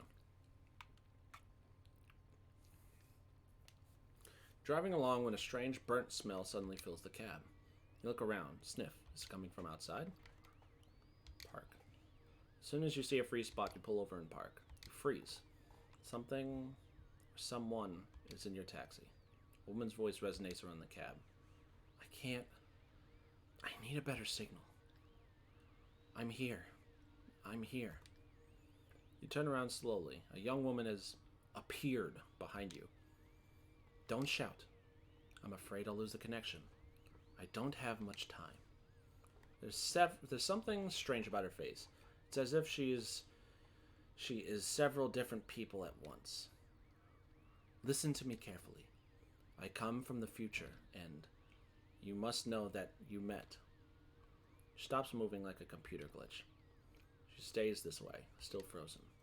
And she suddenly starts moving again. Fascists in suits, with tons of money and control of social media. In 2037, he decides to cleanse Europe, literally and figuratively. She stops herself. Shit, I'm breaking up. She lowers her head to speak to someone else. The signal is unstable. She turns to you, her eyes sparkling. The coalition led by the Iranian president and a few African leaders managed to find a remedy, but it's too late. What's going on, Ventral? What are those? Power up, Bell. Power up. Touchdown! Yeah, that's right. The human race has been almost entirely decimated. She looks at you. They sent me to look for more information on Hyoga, but also on other people you may have met. Does Sean Jackson sound familiar? You shake your head slowly. No idea. He went to mime school. She smiles coyly. I know what you're thinking, but I'm serious. She shakes her head. Tragically serious. I don't know what you're talking about. Well, shit. I'm too late in the game. They sent me to the wrong moment. She snaps her fingers. Annabelle Robert, a photojournalist. Her voice suddenly starts to crackle. Reveal the existence of underground laboratories. She absolutely must go to Syria. Life depends on it. The radio starts blaring incomprehensibly voices, like it was picking up a secret station. No physical contact. You will get not a second chance. The seat behind you is suddenly empty. The young woman is gone. The radio stops. Nighttime silence takes its place. For a second you wonder if you were dreaming.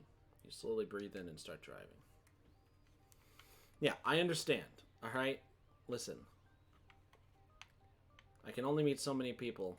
Alright, fine. I will go see this guy. But if he doesn't give me any fucking information, I'm going to drive myself crazy. Why does that man... Hey, pal, can you help me out?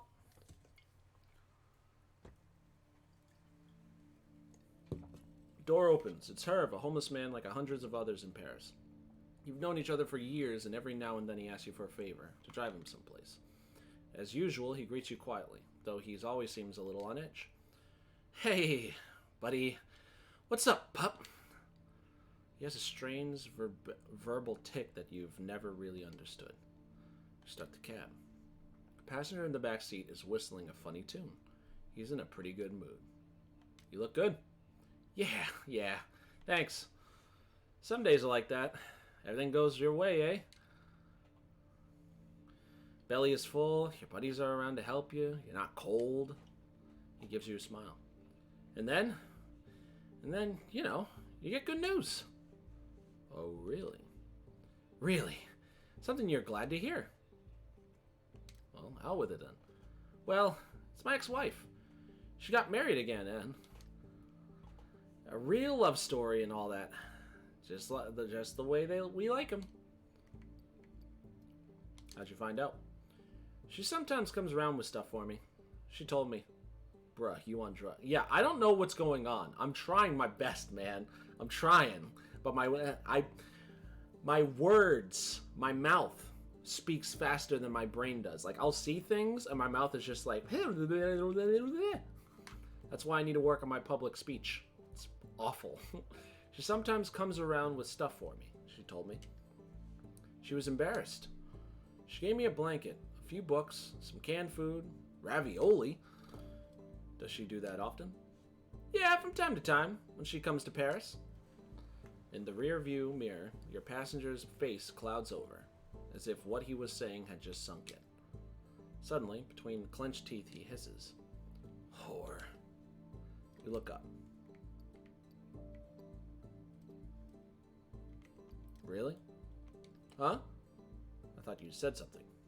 No, He gives you a toothy grin. Suddenly, Herv opens the cab door. You can pull up over here. I don't want to get you into any trouble. The guys in the squat can be a little on edge. You park the car, and Herv opens the door. Good night, and thanks again, Ken. Gives you a smile. A moment later, Herv vanishes inside a graffiti-covered building. Its imposing art decor facade mesmerizes you for a moment. Then you start up the cab. That gave me nothing! He gave me nothing! That was a pointless fucking trip! Ugh. I fucking knew it. Dude, I found the imposter! Guys! I'm playing Among Us. I found the imposter. I'm gonna go get him. I saw him venting in electrical. We need your kinda help. Ultra skaters. You know, I'm somewhat of an ultra skater myself. You pull your cab up to the sidewalk and lean over. Your next passengers are in a dark alleyway just off the main street. They are, how to put it, in disguise as four superheroes in spandex suits stretched over their bodies. They remind you of a show from your childhood. Call to your passengers. You roll down your window and call to your passengers. One of them, dressed in pink, looks up. He or she staggers over to the taxi and makes an attempt to poke his head or her head through the window. The helmet bangs against the metal frame and they groan in surprise. You are driver? It's a he, and even with his helmet on, you can smell the stench of booze on his breath. Yeah. He turns around to his pink suit. Hey guys! Hey! The rest of his group turns around. It's our cab! A yelp of joy comes from the alleyway. All four suited passengers get into the car one after the other. The aroma...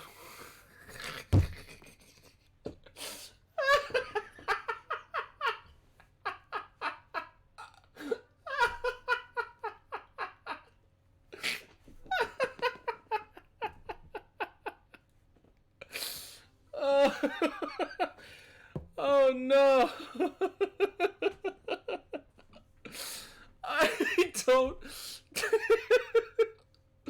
They look a little different to be, imposters now that I'm seeing them up close and personal. Oh man. Ugh. Now focus. The aroma of beer and piss wafts into the cab. Okay, man. I'll be brief. We lost Ultra Yellow. We don't know where she's hiding. The one dressed in green starts screaming in the taxi, a deep male voice with a southern accent. We're drunk! Yeah, like we didn't know already.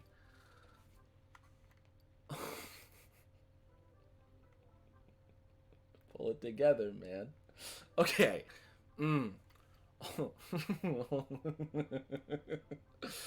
Ultra Yellow?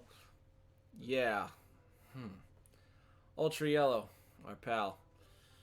She was with us at the bar. We left, and then poof.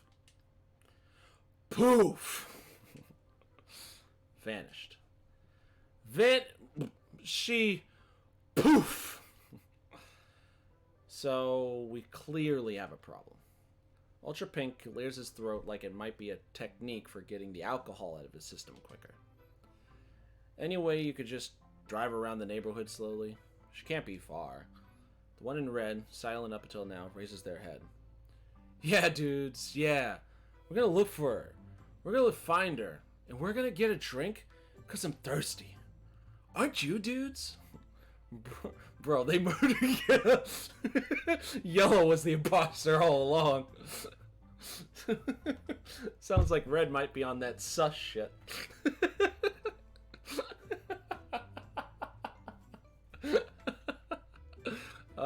Woman's voice or a teenager? You're not sure. Who's thirsty? Yays! Filled the cab. Everyone seems up for a drink. Okay. Your passengers are overwhelmed with joy, with the exception of the silent one leaning against the window behind you. Yeah. Let's go! You start driving. Keep your eyes peeled, guys. Okay? Ultra Pink is riddled with hiccups and acid reflux. So, where should we start? We were at the Furiosa with Ultra Yellow. We were drinking there until they refused to keep serving us. Fuck it! Oh, boy. Fucking Nazi hipsters. Bring it down a notch. No need to get so excited. Why don't we start there? Maybe she's at the hotel, emptying the minibar. Lucky duck. Oh yeah, not a bad idea. Or she's in the little park where we went to drink mead. A sigh escapes from the red helmet. The beer was so cheap. It was called beer. Spelled wrong on the label and everything. But Red is right. Ultra Yellow might be in the little park. What should we... Oh, fuck. My stomach. Where should we go?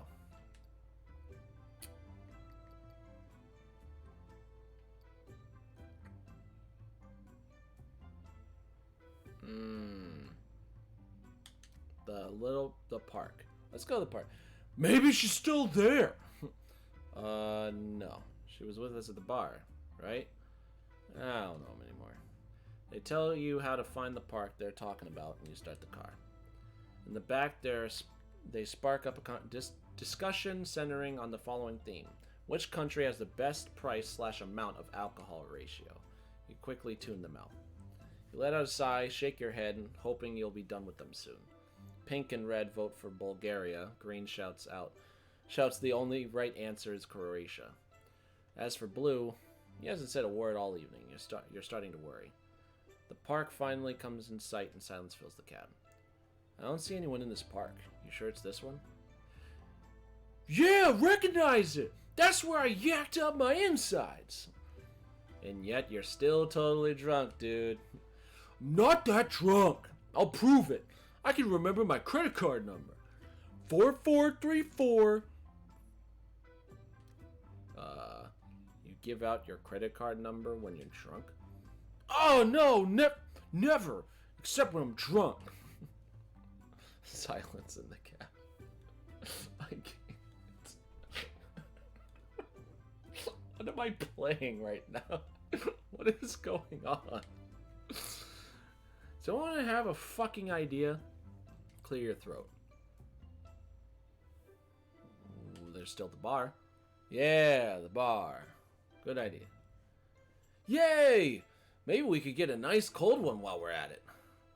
No. We're going to look for Yellow. Plus, they don't want us in there anymore. Do I need to remind you of the scene you made? Someone whispers the address of the bar. It's not far. Ah, it's a rhyme. Haha. You start the car and can't help but smile. But wait, guys! Wait, just one tiny second. Anyone check the trunk of the cab? Red and Pink sigh. What? Why does that have any relevance whatsoever? Oh, come on. How can you be more drunk than I am? Did you pop some pills in the toilet again? Huh?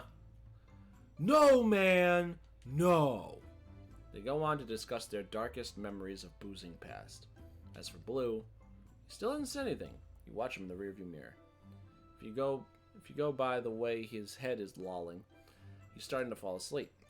You finally get to the bar and park where you can. Despite the time, the bar is still full and patrons are scattered across the sidewalk. Hey, look, over there! What do you see?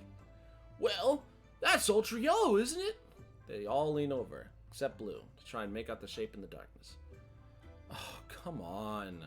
It looks nothing like her. Honestly, you really need to stop drinking. I'm serious. You're making me thirsty.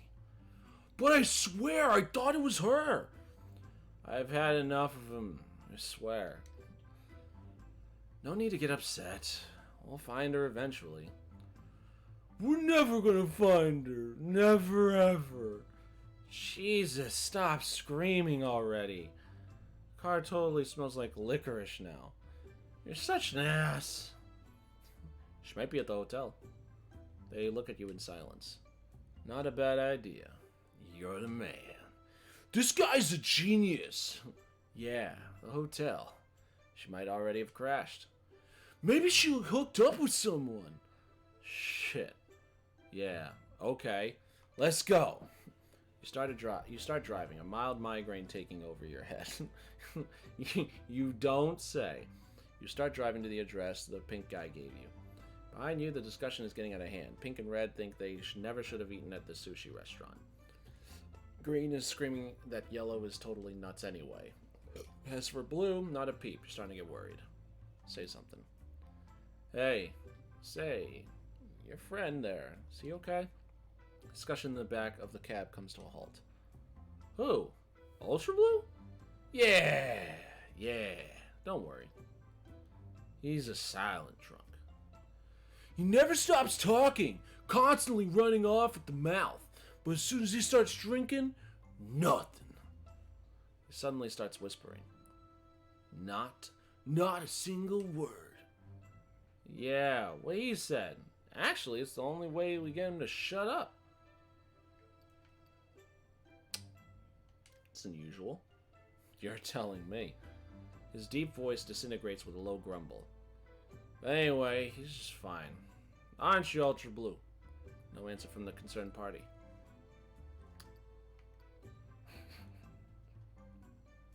What's with the costumes? They aren't costumes. We're Ultra Warriors from the planet... from outer space! Yeah. Stop your yelling for a second. They're for a bachelor party. Ultra Green hears, our cherished friend. You won't be a virgin for much longer. Peals of laughter come from the back seat. Join in. 5 seconds later, silence fills the cab. In back, they're all looking out the windows just in case. There's an odd feeling in the air, like the last day of summer camp, with booze. A few minutes later, pull up to the hotel. Same kind of place that tries really hard to appear classy. The flowers in the entryway are clearly artificial. Okay, so what's the plan? Gonna ask if she's there, and then... Hey, dudes! Look, she's right there! Sitting on the sidewalk a few meters from the hotel, you finally catch a glimpse of Ultra Yellow. She's leaning over and seems completely drunk. The pink guy starts fumbling in his spandex pants. We're gonna go take care of her. I think she needs us. Need any help? No. You get the impression he's suddenly in a hurry. Thanks for your help, man. We'll take it from here. Yeah, man. Thanks for your help, man. Stop screaming, for fuck's sake. Your taxi was like an angel that fell out of the sky to a barrel of beer. Come on. Get out. Everyone's had enough of your stinky breath. Get out of the car one after another. Once on the sidewalk, they walk over to their friend and surround her. You focus your attention on your taxi for a while and collect your thoughts. The guy who was screaming, his vulgar friend. Her head is pounding. You're shaken up. It's rare that your passengers get under your skin that much. And just as you're pulling away from the hotel, you smell an unpleasant smell. You turn around. Blue left a stain on the back seat. It's not really pee, nor is it vomit. It's indescribable. You glance outside. Your passengers are no longer in front of the hotel. Maybe they went inside. You open up the windows and start driving. With a bit of luck, it'll be dry before you pick up a new passenger. You make a mental note to clean your taxi before you end your shift. Got it. Actually, we near a gas station? No. Old guy. Come here, old guy. No. Radio. Stop. Radio. Fingers poise the button. Should be about time for top news tonight. One of those calls on the show.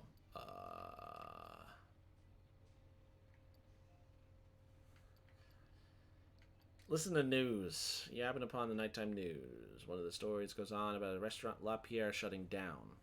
Since the chef refuses to talk to the press, the reporters are questioning her from her former clients in the vox pop fashion. You barely listen and think about puree. As soon as the news is over, you turn off the radio so that your cab is silent. So here's the thing. I need, like, answers. Like, quickly. But I will do that before the end of my shift. Drunk. Dude, that was fucking awesome, dude. I'm heading to Charles de Gaulle Airport. Sure. Your next passenger is alone and waiting for you on the sidewalk. She gets in and whispers, "Hello." She has no handbag or suitcase, just a handmade sign with an Indian name printed on it. "Charles de Gaulle, please." She is young, with a soft and slight accent. Her face shows no emotion. Her fingers play with the small gold chain around her neck. It is the only piece of jewelry she has on. You drive, glancing back at her from time to time. Her head seems to be elsewhere. "Everything all right, miss?" She nods her head gently, cracking a smile. "It's really early. First planes to come in are the worst. Everyone is exhausted and half asleep." Yes, exactly. And she sighs.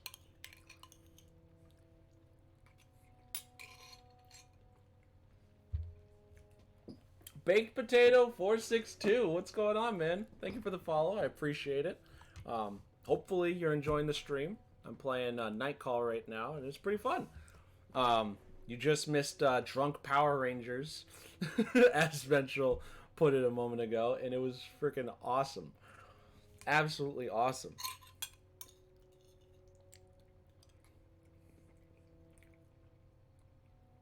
Also, I don't know why I'm not getting an audio cue for those. Like, the past few followers I've gotten, I've wanted to say thank you. But, like, I haven't gotten, like, that little ding that I thought I'd put on here, but it's just not doing it. Just check on that real quick.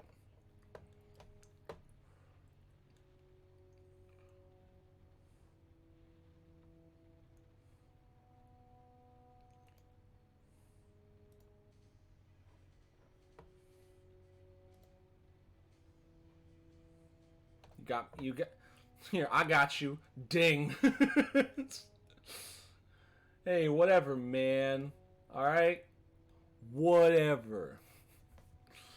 She sighs. I must confess, I don't really want to go there. Tiny smile lights up her face for a split second before disappearing. Ah, family? My future husband. Well, future. I've never even met him. Her accent suddenly becomes stronger. You know this habit well. Just before confiding in you, passengers tend to relax into their natural accent. I'm sure he's a great guy, as they say. I'm sure he's a great guy, as they say here. Ugh. Sadness appears in her voice.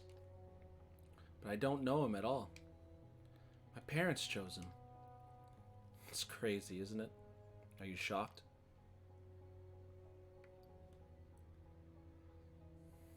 No. A sad smile washes briefly over her face. It's tradition. Or at least it used to be. My parents are a bit old school, even by current standards in India. I chose to study here, and not in England like my sisters. She flashes a smile. I fell in love with Paris and decided to stay. I almost never go home. Actually, this is home now. Anyway, my parents insist I meet him. He decided to make the trip, saying he had a meeting as a pretext. It's unacceptable. It's hard to hold it against him. It's understandable from their perspective. I mean, it worked for them, right? Send something bubbling up, anger, before she freezes. Some people refuse to let their emotions out. She slowly regains control of her body. What day trips would you recommend outside of Paris? Nearby? She nods. Versailles, of course. It's really beautiful. Definitely worth it. Her face lights up. Oh yes, perfect. I'm sure he'll like that. How would I... Fontainebleau?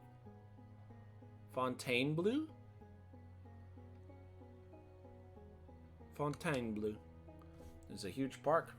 Very wild. I feel like hiking. I don't really know.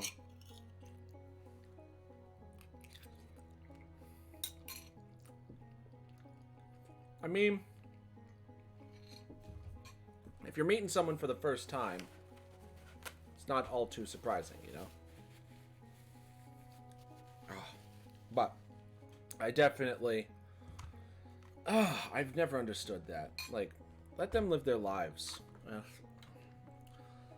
With this whole marriage thing, like, I've never understood that about traditions. Like, oh, you're gonna marry this guy, and he's gonna, you know, he's gonna bring your family honor. And that's how that works. It's like, yeah, back then, like, nowadays... It's free will, like, people have the choice to make their own decisions, and it should have been like that from the start. Oh, man. You prefer to say nothing. The airport's not much further. Something about the young woman makes you feel uncomfortable. She looks as if she's about to scream, but is holding it in. Time passes and silence fills the cab. Which terminal? Your question startles her. Terminal C. 2C, I think.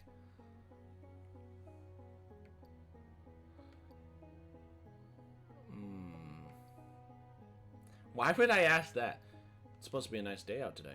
A smile crosses her face, then quickly disappears. Yes, I hope so. Thank you. You park the car in front of Terminal 2C. The passenger grabs her sign and exits the cab. She pauses for a second as if she were about to say something, then disappears. Talk to me. Talk to me. Actually, I'm going to go to a gas station. That's what I'm going to do. Running out of time, and I got to clean out the car. The shape on your right reminds you of the night where you were attacked. When light finally eliminates itself, it's just an old lady. Pull over to a gas station. Not a soul in sight. Fluorescent lights. Wafting up. Self-service here. You pay at the pump. Mini mart over there. It must sell... What? The person behind the counter must see and hear things. Might be... Yep.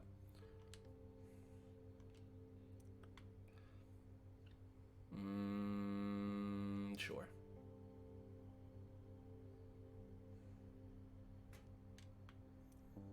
Into the shop. Walk into the mini mart. Grab it in the counter. Looks like all the guys we've seen. Evening.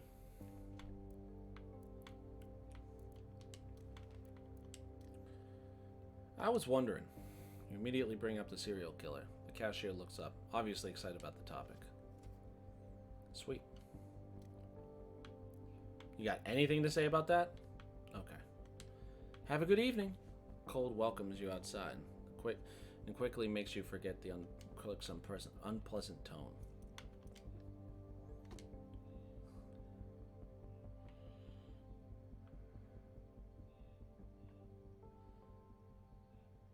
Still running out of time, man. God. When is your birthday? March 1st.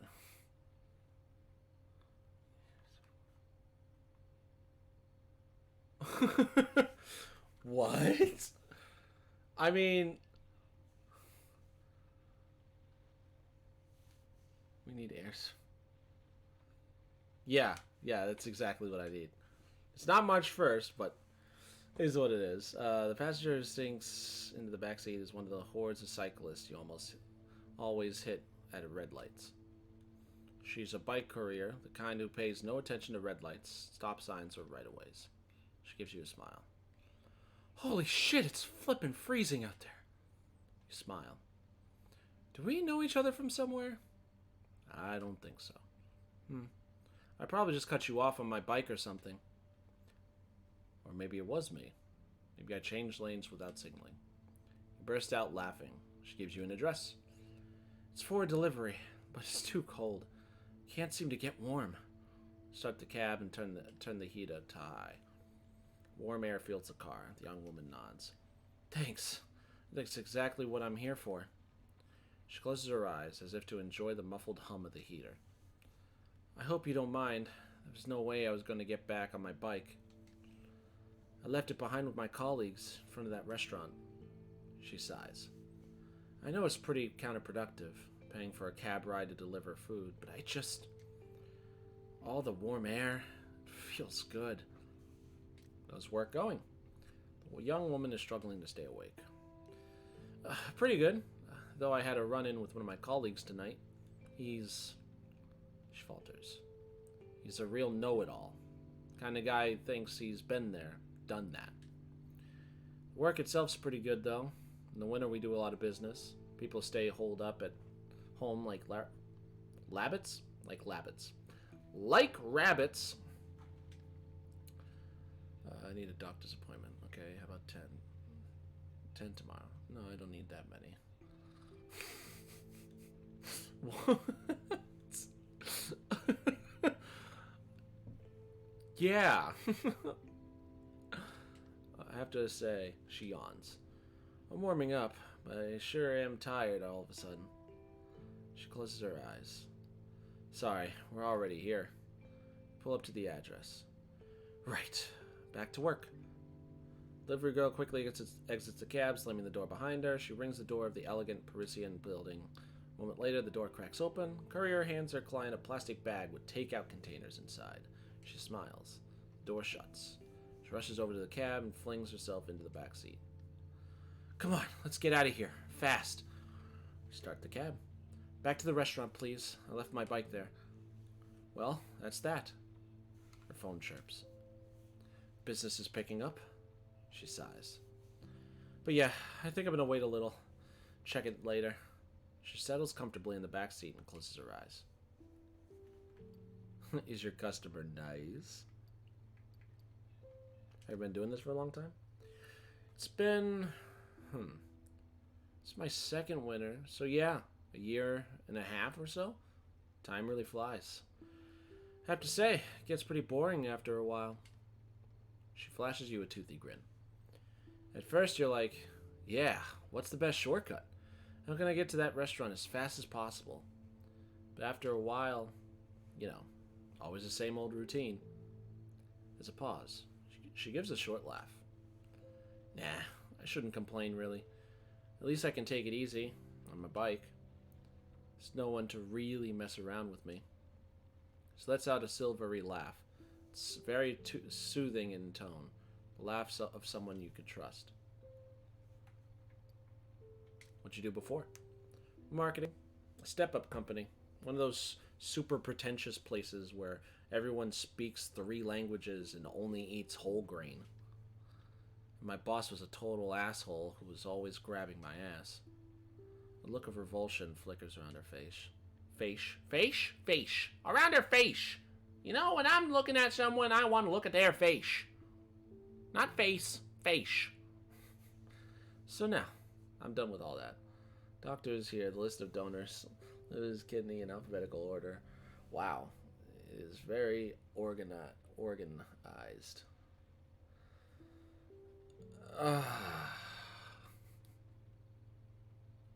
Oh yeah? You giving out some jokes? You got jokes?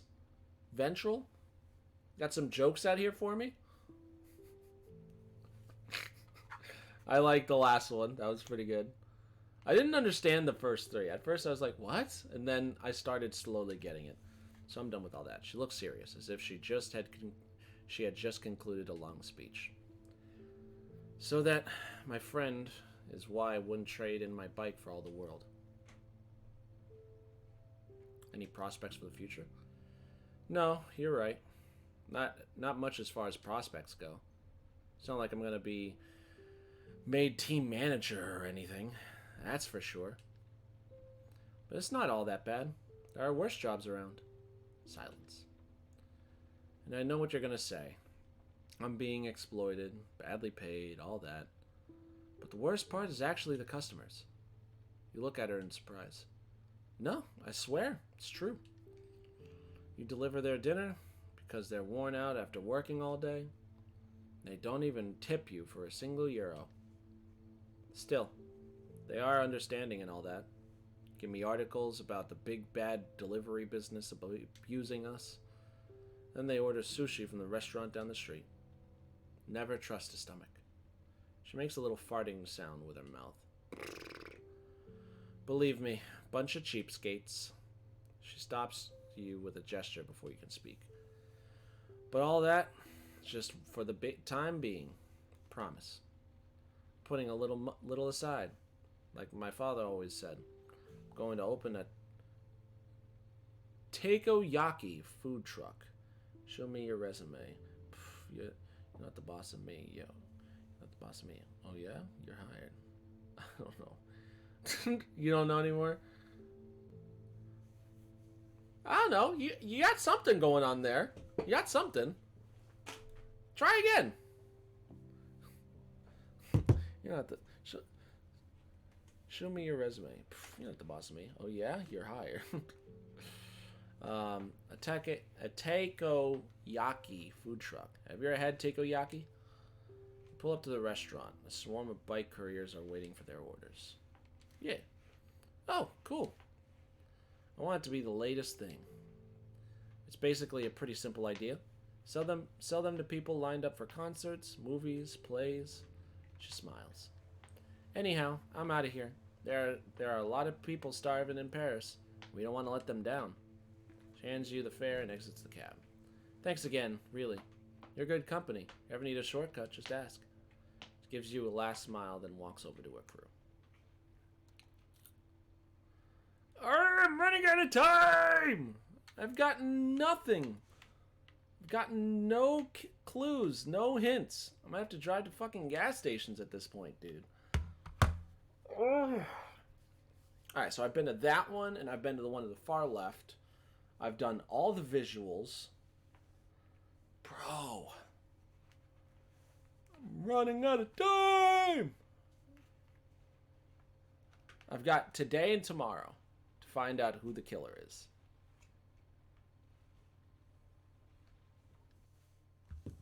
Pull over to the gas station. Not a soul in sight. Fluorescent lights, service, mini mart. Walk into the mini mart. Head behind the counter. Student lazily. Hi. I'll buy a scratch ticket. Rip. No go. No, it's not what I wanted to do.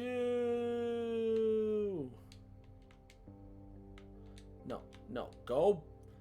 Are you kidding me? I literally want... Okay, fantastic. I was literally trying to talk to them, but apparently that one just doesn't want to talk. Okay, I'll try reading the newspaper. Eventually something grabs your eye. Short article mentioning about the strike. The Confisieres de Maris, a luxury candy brand. Their employees demand better wages. Their owners, the Group Diamant, are threatening to relocate their factories abroad. Okay. Also, there we go. That's a little bit better. That out of the way. Boom. You turn the page and stop. You've read about a third of the newspaper. Keep reading. You stop reading and go back a few pages. You thought you saw something. It's a photo of an important French athlete, a well-known tennis player. He's been arrested in Switzerland for embezzling millions of euros in image reproduction rights. As soon as you get to the page, you stop. Instinctively tells you to read. You learn of a few lines that a photo exhibit about Parisian taxi drivers will open soon. I wonder if any actual taxi drivers will go see it. Shut the paper.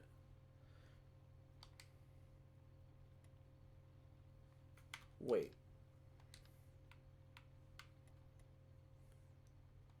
Wait.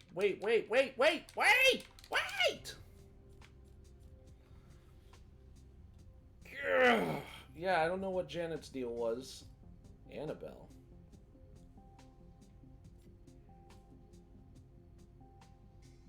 Yeah, I've met Herv. Herv literally didn't give me anything. I don't know why the game was like, oh, you have to. The Ultra Skaters. Oh my god, that was them. That was them. One last bite of this.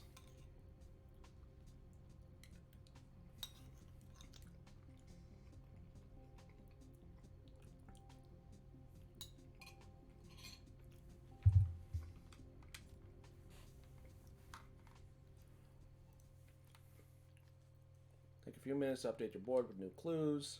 Steps in the hallway. Insert your board.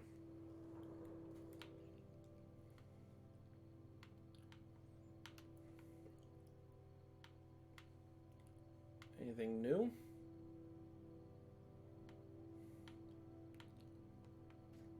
Oh, there we go.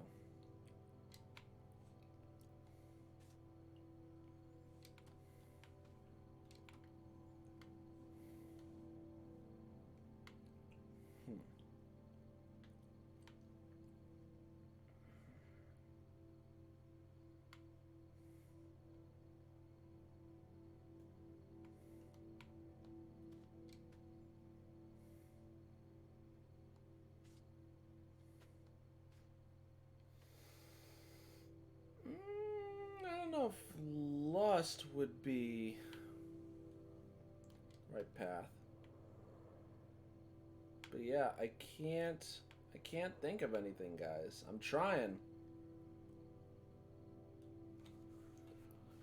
Because I need to ride with Gilda again to figure out what she's all about. I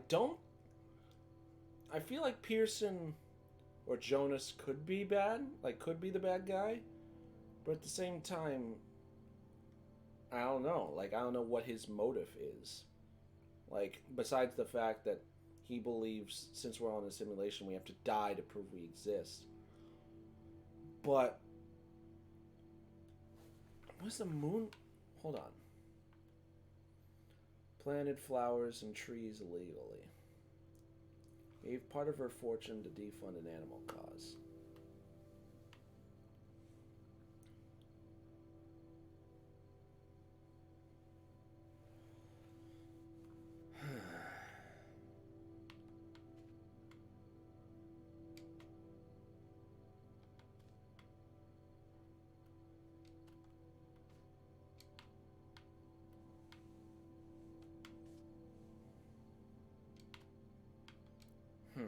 I don't know. I think that's going to be it. With a heavy hand, you wipe your tired face. Lie on the bed, frame creaks. It's your day into your head. People, brain. You need more sleep. That's in the investigation board. You don't quite know where you are anymore. To be honest, you're completely lost. Shake your head, your mind wanders. A question comes to mind. A very odd one. So odd you need to say it out loud to be sure you're not dreaming. Was that really Santa Claus? I literally haven't talked to him in a few days. What do you mean? You lie there for a moment, listening to the echo of your own voice resonating around your studio apartment. Silence lulls you. Your eyes close. Right when you're about to fall asleep, you notice a taste on your tongue. Very salty, like soy sauce. A tad bitter. Very strong. It disappears as quickly as it came. You fall asleep. Oh yeah? Oh yeah? It's my last night. You open one eye. You slept badly. Sometimes you're so tired you seem to forget the past. You'd like to understand how that's even possible. You get up quickly, a few minutes later outside. Final night. Shit. I don't think I'm any steps closer to finding out who this killer is.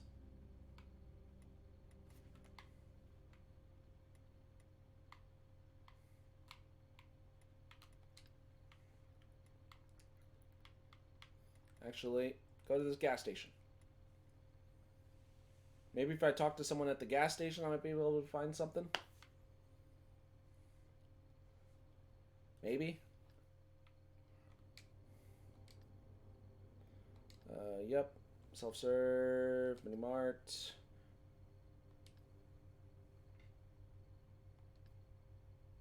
Check out the surroundings. Hi. Talk to the clerk. I was wondering. New clue available. I'll buy a newspaper. And I think we're good.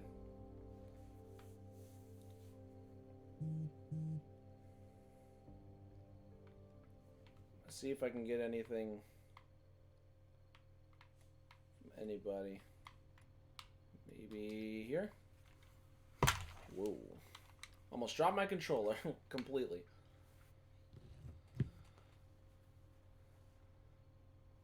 My phone. There we go. Just checking all my notifications.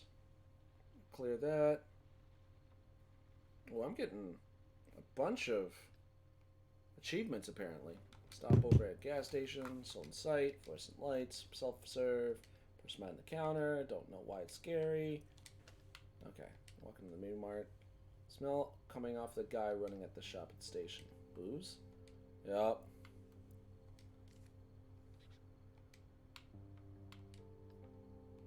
Losing ticket, no luck. Barely looks at you as you leave. Okay. That guy's useless.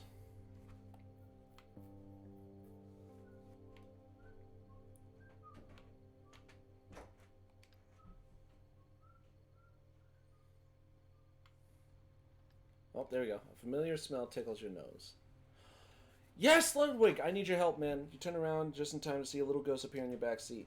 He remains still as he watches you. How nice to see you again. Let us not waste any time, if you'd be so kind. An electric charge runs through your body. You start driving. The delicious scent of baking fills the cab. It's like a buttery crust and meat browning in the oven. It smells good, doesn't it? I'm hungry too. I'm always hungry. Hotel do, please. Hotel do. Yes, I'm afraid you might think I'm crazy, but I assure you, we'll find sustenance there. The ghost lets out a cute little sigh.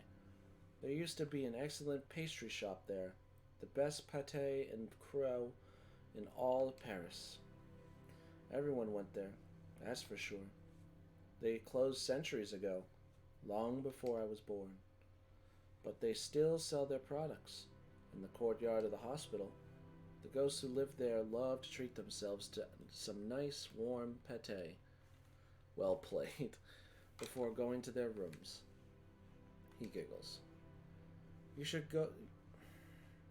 see the hospital some nights. The dead and the living mingling, walking past each other, conversing sometimes without even realizing it. Many guess. Some areas are natural meeting places. He raises his voice, excited. I know. Let's play a game. It will help us forget how hungry we are. Alright, then. You can ask me one question about myself. Only one. Pause. Ooh, go ahead. I'm waiting. Is there life after death? I'm trying to find a murderer. I have no questions. How did you die? I can't for the life of me remember. I felt a slap on my back.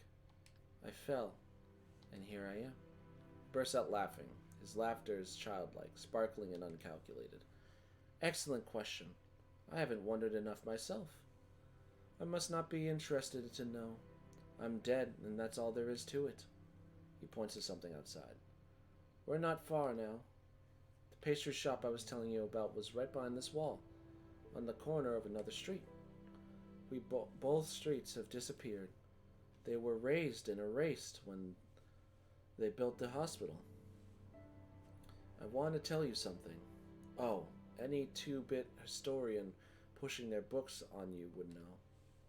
But they never got the story right. The smell from the beginning of the trip returns to tickle your nose. The pate and crow the little ghost was talking about. There once lived two men here. One, a barber, the other, a pastry maker. One, who had a fancy for blood, killed his clients. Foreigners, people who passing through, broke students. The other, who fancied the first, collected the bodies and chopped them up in the back of his shop. He added strong spices to this fresh meat, as was typical at the time. He then prepared the pate for baking. He cooked it in a richly buttered crust and sold it to everyone who was in Paris. Little Ghost bursts out laughing. Have no fear. The pastry chef and his lover have been dead for ages. Once in a while, you can catch a glimpse of them in one of the operating rooms at the hospital. They lean over the patient and grab a tender morsel from their pate and crow. He once again starts to laugh. This time it's a bit darker. No need to make such a face. Those are the best left to ghosts. On that note, bon appetit. Seconds later, you vanish. Pull over and take a second to clear your mind of the image of the barber and the pastry maker, and the delicious taste of meat fresh from the oven coating the inside of your mouth.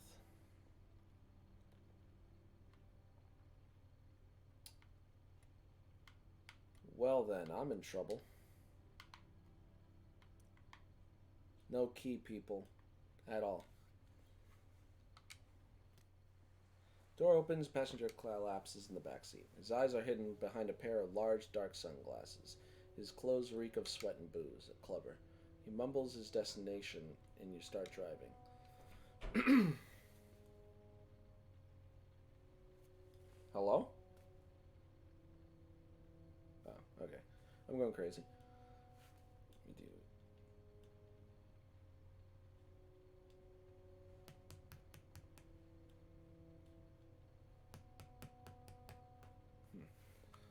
I was just double checking something, thought I heard something. A few words are exchanged. The weather, taxes, traffic. Then, you can tell it's coming. The inevitable conversation about the killer. Some bits of information, rumors, things overheard. Make a mental note of what you've heard. Who knows, it might come in handy. Your mind wanders. Your eyes vaguely scan the store windows. The sodium light coming off the street lamps feels like it's dripping into your brain. You're falling asleep. You need a bit of music to keep you awake. You turn on the radio, pressing on the dial to find a station you like. 80s rock ballad. Too soft. Behind you, your passenger is snoring, barely, but you can hear him. Gregorian chant, mind-numbing. Gregorian chant. Some slow rap song filled with fake female orgasm noises.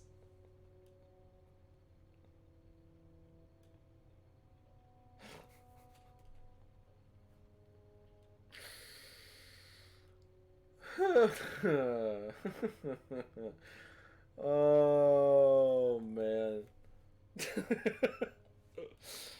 Yeah, don't know what song they could be referencing there. No idea what song they could be referencing there. Next, a female poet being interviewed about her latest book. You recognize the imitatable voice of one of your passengers. An ad interrupts the torrent of words and you change the station. Classical music again. The flute grates on your ears. Electronic music. You like the rhythm but just aren't in the mood? Stop. Lift your hand from the dial. The music plays on. Not bad. Turn it up so I can hear it better. I didn't want to wake you. His voice sounds like it's coming from a deep cavern. I wasn't sleeping, just sobering up. He leans forward. Not bad at all. You hear the touch of an accent, probably American, but someone who's lived most of his life in France. Leave it on until they say the musician's name. The music continues. There's something turning in the background. Persistent melody that gets higher and higher. Your client mumbles. I bet. The song is coming to an end, and the announcer, in a piercing foghorn voice, throws out the name of a DJ you've never heard of. DJ Blunt. I knew it. You like his stuff? Yeah, it's good product. It's pretty conventionally structured, but it's super popular. He snickers. Still, I taught that dude everything he knows. Everything. In '94, at a party in the Rex Club, there was this kid who started buying me rounds. He waves his hand around. A kid, no older than 17, thought he was hitting on me. Also, let me get a little closer. Let me focus up here. He chuckles. You would have been disappointed. He shakes his head. No, he wanted me to teach him how to spin. I told him no, but you can watch. And that's exactly what he did every week until we moved to Osiris. He sold X to pay his way in. He briefly snickers. And now he's on the radio. Silence fills the cab, weighted silence. You can tell your passenger's mind is spinning. You know what he did this summer? He was the opener for the soccer championship at Stade de France. He was huge. Wonder what people'd think if they knew he was selling drugs at 17. Scam? Just scam. Scam. How dare you? How dare you, Mr. DJ? He lowers his voice a bit. Oh, Peter. Sorry. If only they knew. Your passenger clams up. You stare at your passenger and notice the little details revealing how old he must be. The thinning hair on top of his head, the creases in his forehead, the worn blazer that he can't quite fasten anymore. We ran into each other in Ibiza 4 or 5 years ago. You almost jump at the sound of his voice. I was spinning in this little club. Yeah, really little, but it was something. He totally ignored me, of course. Even with those dark glasses, you can see how angry he is. TJ motherfucking cunt! He suddenly starts waving his arms around. He rummages through his pockets as he says, your radio. Can it take a flash drive? You glance at your radio. You don't really know what he's talking about. I don't know. No worries. He lays his phone on the space between the two front seats. Listen to this. It's what I played tonight. It's mine. Sets his phone to play. But, you know, people were barely dancing. Drum machine playing a hard-edged beat in the background. They were talking, taking each other's picture. Four notes start to dance in the clab. In the clab? The clab. The clab. The clab. The clab, clab, clab. The clab. The club. They barely touch. Never kiss anymore. Perfect dance beat becomes progressively audible. All that.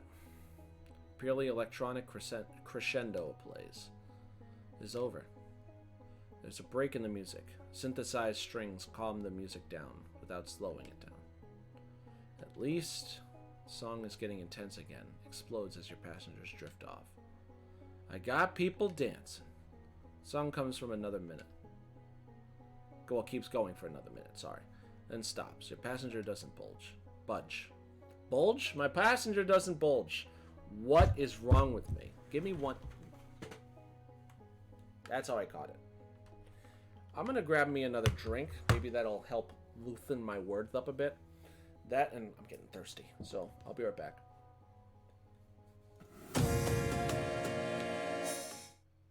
That was the wrong one. 1 second.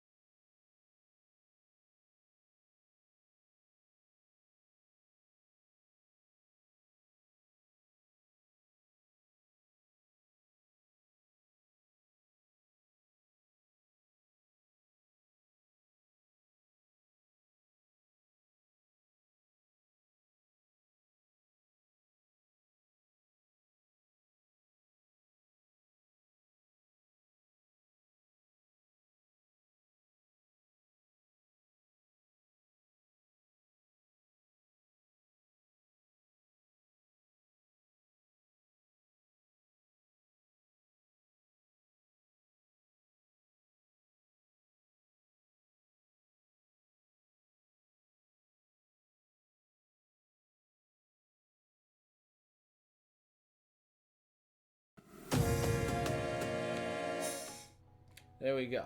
I'm back. Sorry about that. And I got me some drinks.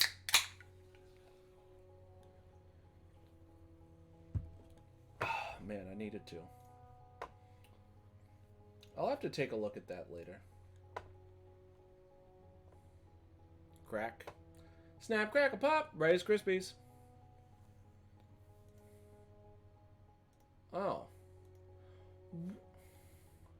What? It was muted. Are you kidding me? The audio cue for my follows thing was muted. For some fucking reason. That kind of makes me upset. I'm not gonna lie. Not gonna lie. Alright. Let's get back into this, shall we? Here's bouncing around through your head. Ding! Yeah. Ideas about through your head like they do every time you find yourself alone. This guy in the back seat is too old to be young. You look at your own hands. They look like they're suddenly aging in time lapse. You close your eyes a second. Only a second. When you open them, you've reached your destination and have pulled over onto the sidewalk. You tap your passenger's knee in wake, and he wakes with a start. Shit, yeah? We're here, sir. Ah, yes, great. He rummages through his pockets and hands you a few unrumpled bills for fare. Thanks. I hoped you liked it. Silence. The music. I mean, my music. The song I played you. I should have been in the spotlight, you see? 15 minutes of fame. Just a minute of... You hear him mumble as he leaves the taxi. Those whiskey and oranginas.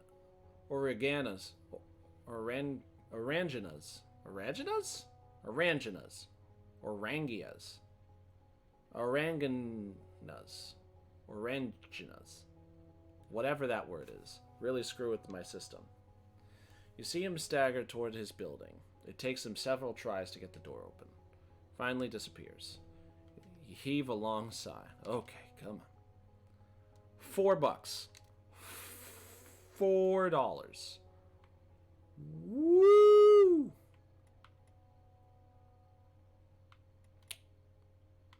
I should probably listen to radio. Fingers pointed to the radio, you're trying to find something to listen to. Top news tonight. Sure, I'll listen to the talk show. Woman calling. People tell her about problems, trivial lives, and Lady Monique listens and gives them advice.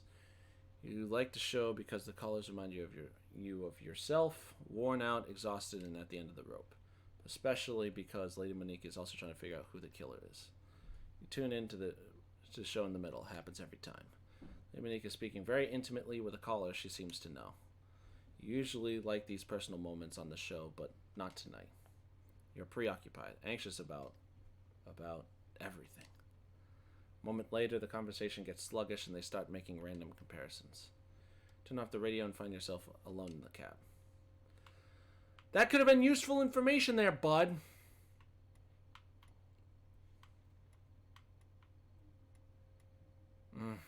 God fucking damn it, dude.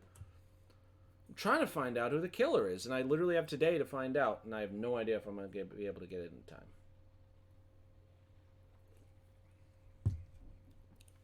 My boyfriends and I headed to...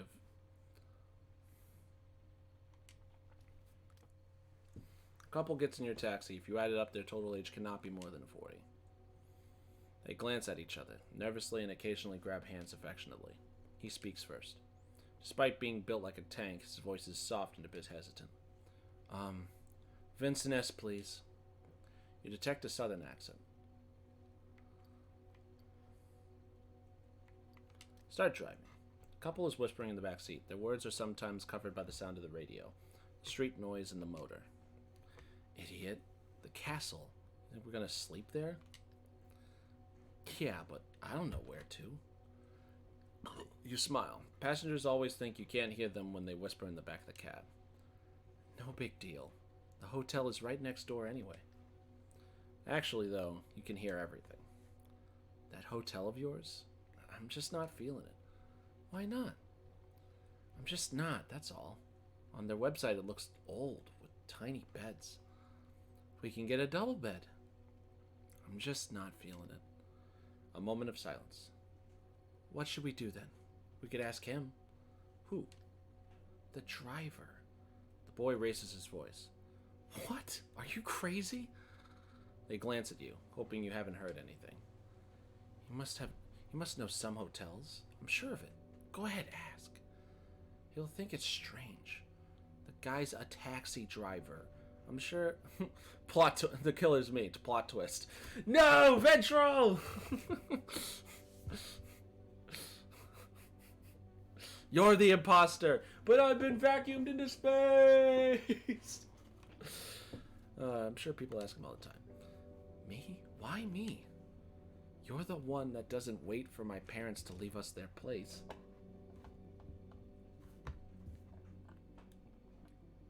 There we go.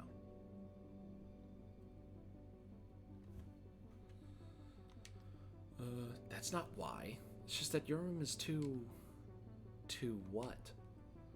There are posters on the wall and, well... Oh, come on. Please. Stop with your excuses. You're just afraid of my old man. Awkward silence. Go on, ask. She rolls her eyes. Fucking loser. She looks at you. Hey, sir?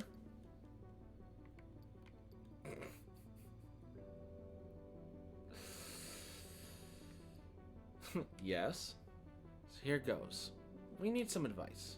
My boyfriend and I are looking for a hotel in Vincennes. Something not too pricey, but clean.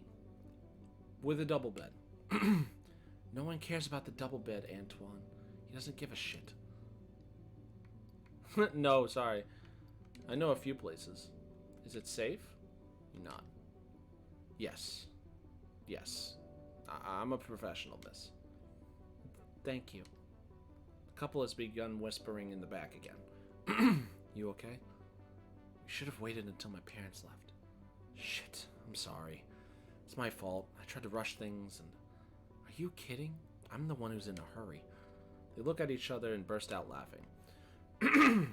You're sexy. You're an idiot. They start laughing again. Seriously though, if you want to wait, we'll see when we get to the room. Yeah. They look deep into each other's eyes.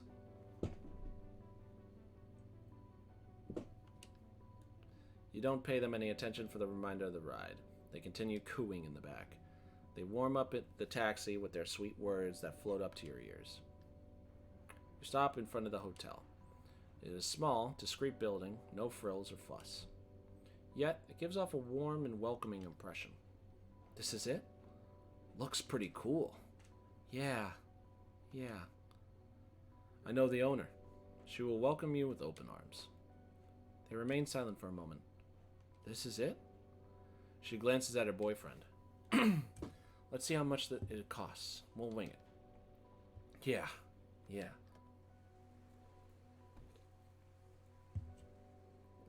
Can you please let them out so I can kill them, please? What's wrong, Mitchell? You don't like teenage couples? Come on, they just want to have fun away from their parents at a hotel. And they're just an innocent couple. They're cooing in the back, staring deeply into each other's eyes. It's so harmless. Why do you feel the need to kill them? They're super nice. Come on, man.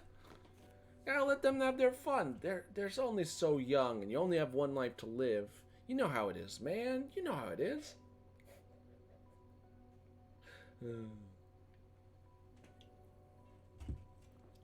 They get out of the cab. The young lady hands you her fare through the window and walks away without saying a single word. They disappear into the hotel, nervously. Almost 30. Ugh, I need something, man. I need...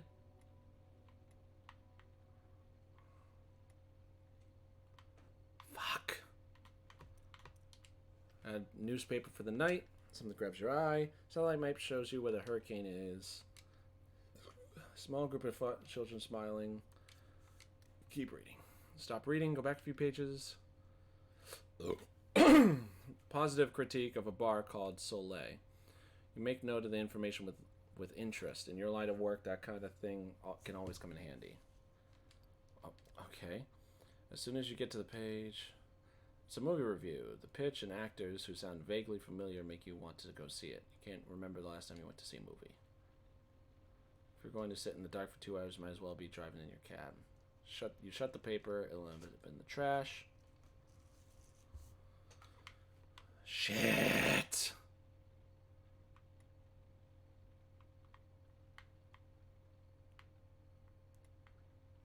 I think I lose. I think I'm going to lose tonight, guys. Listen to the news. Female bike courier delivering fresh food was run over by...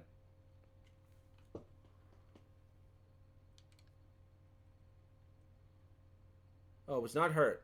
Was fired by the Silicon Valley-based company she was working for. She decided to sue them. Good for her. That's right. You let out a little whistle. That passenger of yours. If it is indeed her, she's a feisty one. As soon as the news is over, you turn up. I'm glad she's okay, but holy fuck. Whoa, whoa, whoa.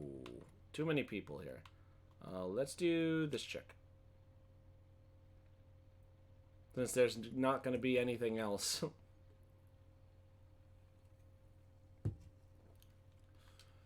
Going to the airport, huh? Your passenger slips into the backseat dragging a backpack that apparently weighs a ton. You want to put that in the trunk? She refuses politely with a shake of her head. Thanks, but I'm going to have to use it to get used to keeping it with me. It's going to be on my back for an entire month. You smile and start the cab. Glance in the rearview mirror, your passenger is rather young, and the camera around her neck looks very expensive. Her backpack, scarf, and clothes are fairly worn. Where are you heading? She doesn't answer right away. She lowers her eyes. I'm on my way to Greece to join an NGO rescue vessel. An NGO? It's an association that helps migrants trying to make the crossing. And I'm going to do a story on them. Oh, are you a journalist? She smiles. The first since you set off. Yes, a photojournalist. I imagine it's going to be pretty tough. Tough, yes. It's going to be very hard. But I want to do it. I volunteered. I even made a fuss to get the assignment. Her tone of voice is increasingly shrill. Like my throat. I keep trying to get it to clear up, man, and it's just not doing it.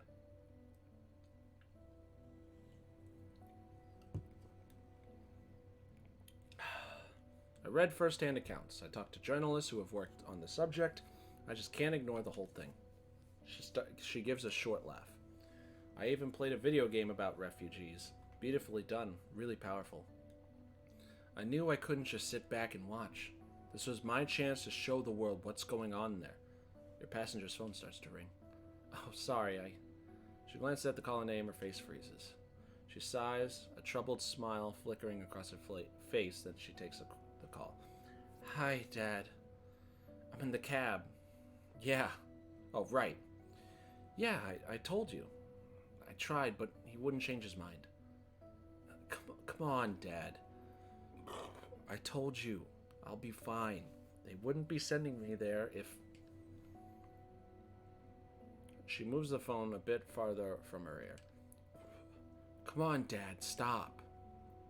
Dad, listen, everything's going to be fine. I'll be there for 20 days with a group of professionals who have been doing this for years. That's right, a group of rescue professionals. Would you just stop? She sighs heavily. It's no use. She's been down this road 1,000 times. We're about to get into a tunnel, mademoiselle. You're going to get cut out. The young woman looks up at you in surprise. Then her face lights up. Did you hear that? I have to go. I'll call you back as soon as I'm... She's interrupted again. That's right. I'll call back. She hangs up wide-eyed and breathes a long sigh. My parents, they can be a little much at times. She smiles. Anyhow, thanks for jumping in there. You can sense the tension, the wave of frustration and anxiety welling up inside of her. Her unhappiness and anxiety are palpable. She closes her eyes, collecting her thoughts, trying to dispel her negative emotions. If only I had a little time. Is there anything I can do? No, thank you. I'll be fine. You already got me out of that never-ending conversation. I was just thinking that I'd like to be able to do a little yoga. It really helps me relax. It's an amazing way to unwind, to calm down and release tension. There must be a yoga room somewhere in the airport. I can pull over if you'd like. She looks at you closely, not sure what to think. What do you mean? There's a gas station up ahead. Rest area for truck drivers. There won't be anyone there right now. Alright, sure. Why not? There's no more talk for a few minutes. Your passenger glances out the window every now and then. You drive past the gas station, the main buildings, the trucks, then get to a small, quiet rest area. A clearing lit up by your headlights and the moon suddenly appearing. There's no one around. The air is cool. The young woman leans in towards you. Is this the place? Mm-hmm. It's incredibly calm. It's as if we're in the middle of the woods. Her eyes take in every detail, every tree and bush. Do you come here often? Whenever I can. She nods. She understands. It's so quiet. Even in the middle of the winter, it looks so peaceful. She reaches for the door handle. You won't leave without me, will you? Of course not. She gets out of the cab and puts her things on the picnic table. The wind is chilly. She shivers. She gives you one last look, then closes her eyes. For a minute or two, you watch her doing yoga exercises. Her eyes remain closed. Her face gradually starts to relax. A truck behind you pulls out of the rest area. This place has a calming effect on you, too. Some summer nights, you come here to take a nap. The young woman is stretching now. The headlights cast soft shadows among the dark foliage. In the winter, you smoke a cigarette or two, waiting for potential clients to land. The young woman gets back in the cab.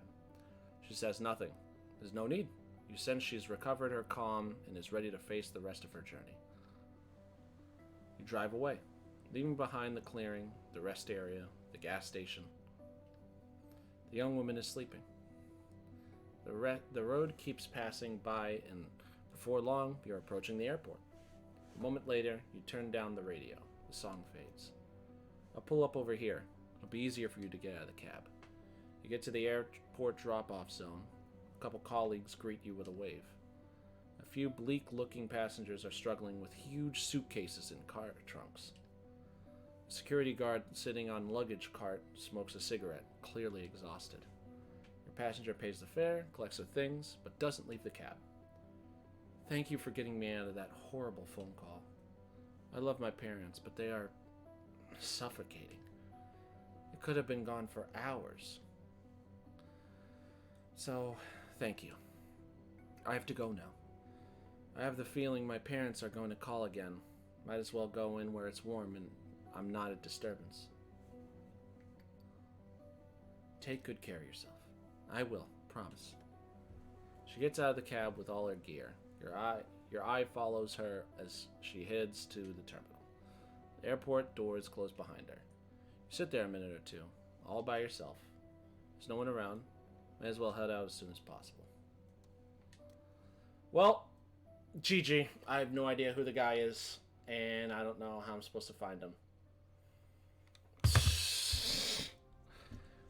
Dude, come on!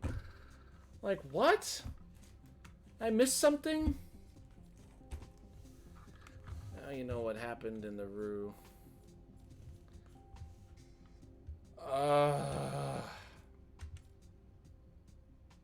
Alright.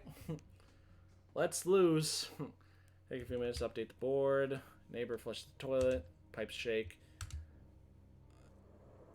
I literally have no idea. Do I have any new information? Killer targeting political activists.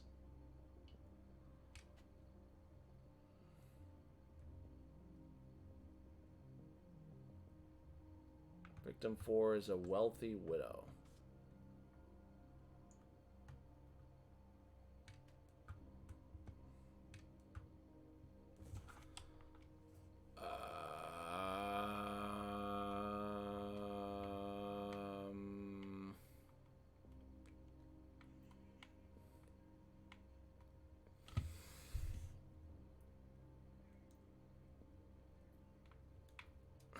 I only met Gilda one time is the problem.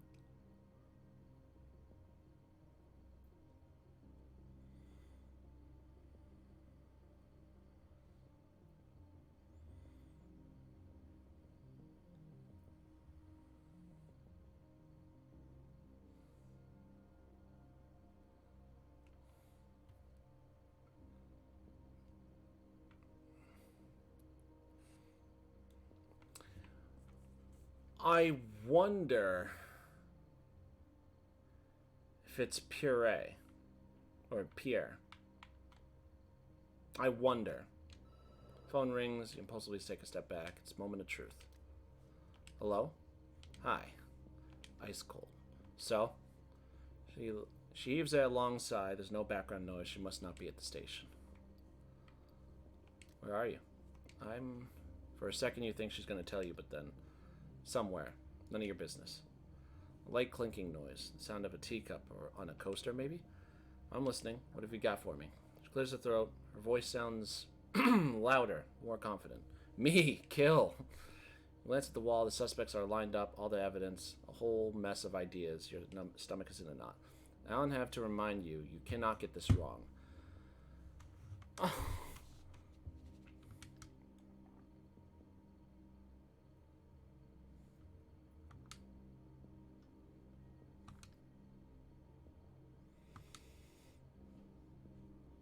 Fuck.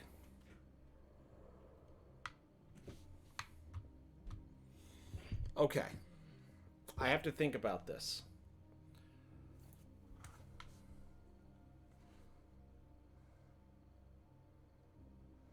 These aren't victims. These are the possible killers.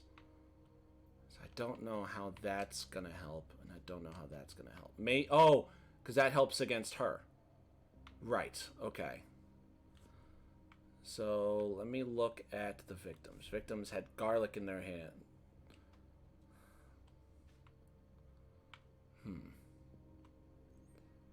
Oh, man. Wait. Whoa. What? Victim 4 gave part of her fort. Oh, that's right. Never mind. That was already a thing. Break in for crime scenes 1 and 3. So they broke in.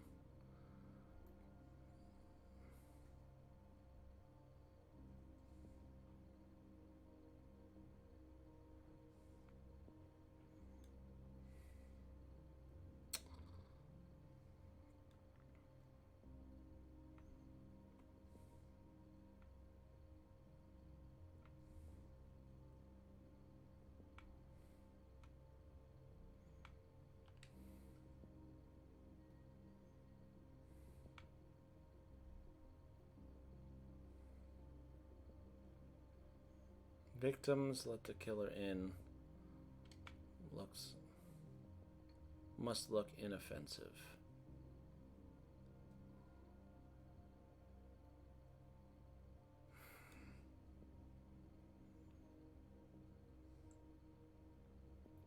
God, I don't want to be wrong.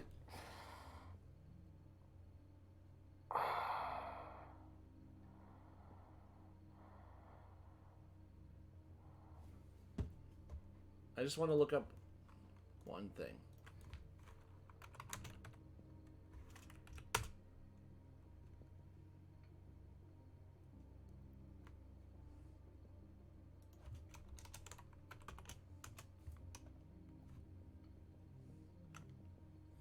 Slit wrist. Fish symbol drawn on wall.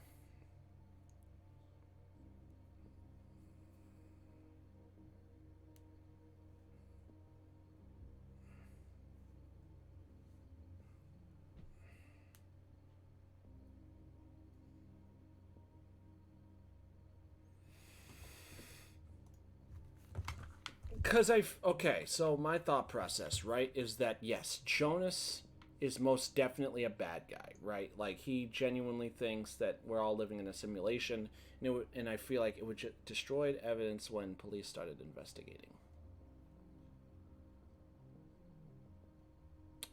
I don't remember that. And I feel like this would very obviously be the bad guy, right? But the problem that I'm having with doing that is A, it says right here from Ludwig's vision, killer is manipulated to kill. Not saying the killer willingly did it. Someone told the person, hey, kill this guy or this happens. And so that leads me to believe that it's Pierre, because Pierre, out of the four of these guys, or these people here, or out of the three girls that are here, have been could be manipulated, specifically because Pierre recently lost one of her friends at the place. Sheets. Lost a star at the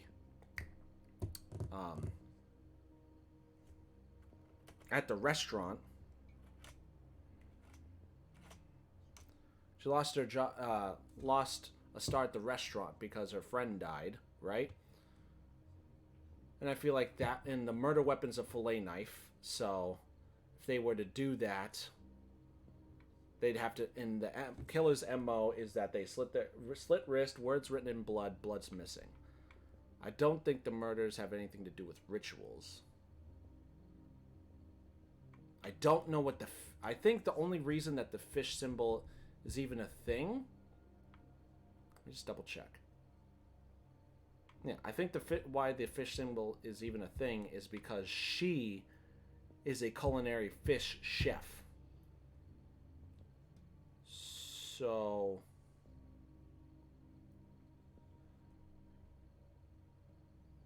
and then it also says victim 2 open door to killer. So just part of me kind of believes that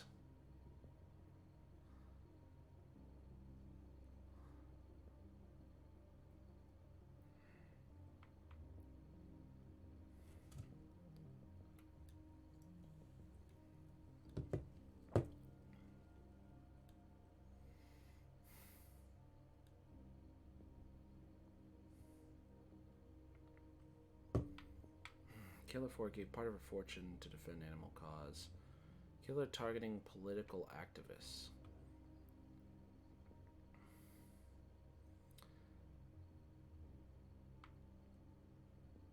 And judging off this... Ooh, wait a minute. Maybe it's Gilda, actually. Because I feel like...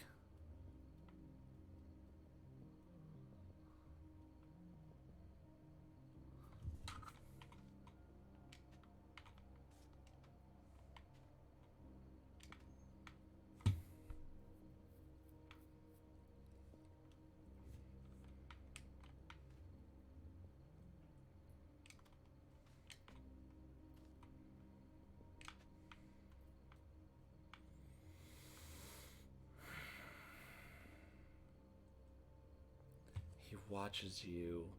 Only one God. Lust.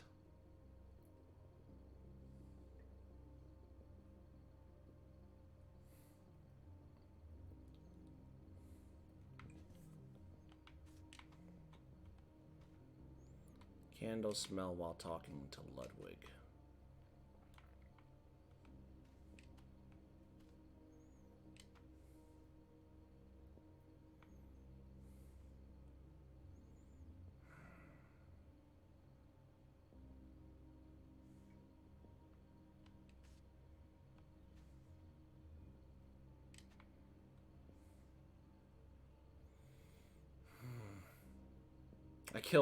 You killed them all. I killed everyone and everything. Alright. So... Oh, fuck. So the only one this connects to are these guys. How many connections do you have? You have 4. Well, if that's the case, then Ludwig's vision of the candle burning would probably lead to, most likely, rituals, but that's a question mark. I don't think it's a ritual. The killer is manipulated to kill. They're targeting... Where did I just move that to? The killer must look innocent. Must look inoffensive. Like, wouldn't hurt a fly kind of deal. The thing is, with... I don't know what the motive is.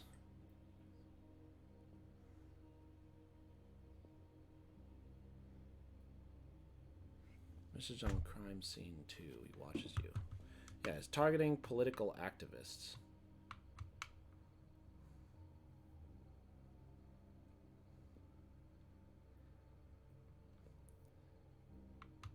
Was an activist.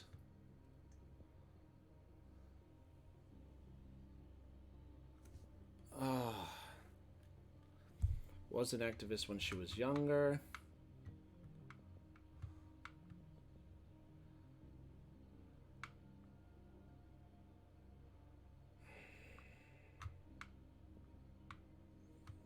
Alright. I'm going to go for it. I'm going to go with my gut answer. My gut answer says it's Pierre.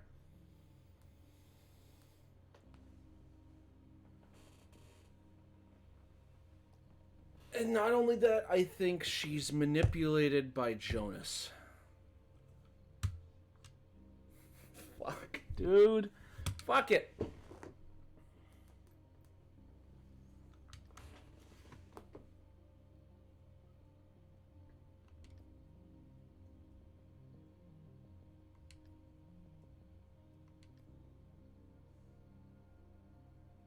Because between what you told me this morning and what you're saying now, something's not right.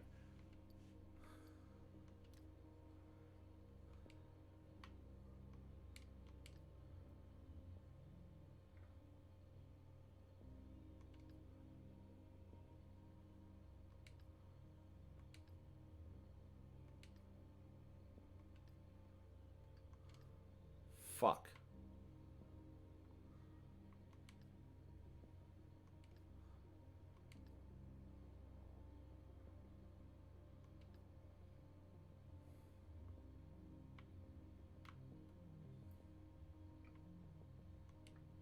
Fuck. Oh god. Hey, White Topaz, good seeing you. Welcome back. Hopefully you're doing well. I like the emoji. That's pretty cute. Pretty cute.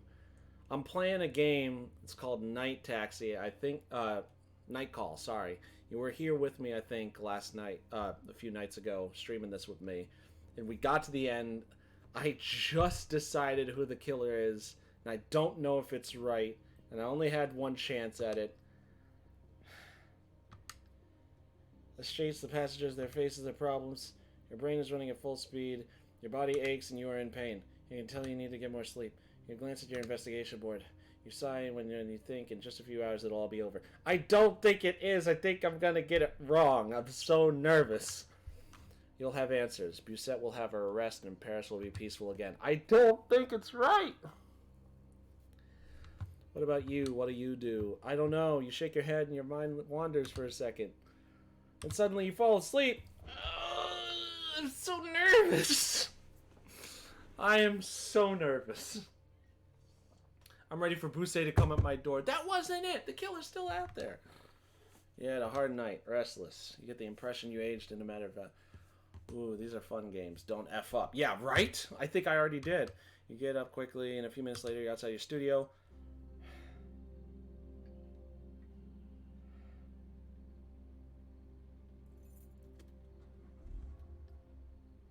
You've barely gotten downstairs when you catch the sight of Busette. Oh, fuck. She's leaning across the door of your cab, eyes wide, forehead creased. Get in. Oh, no!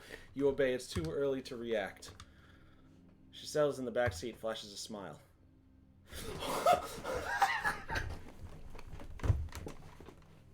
Yes! Yes! Yes! Oh, I was so nervous. Oh, I was so nervous. Okay, good news, you're right. Or at least the DA thinks your evidence is sufficient. No emotion in her voice, she's giving you the facts, nothing more. We're going to get that crazy lady tonight. She leans to one side, looks away for a minute. We were so busy looking for connections that we didn't understand if there weren't any.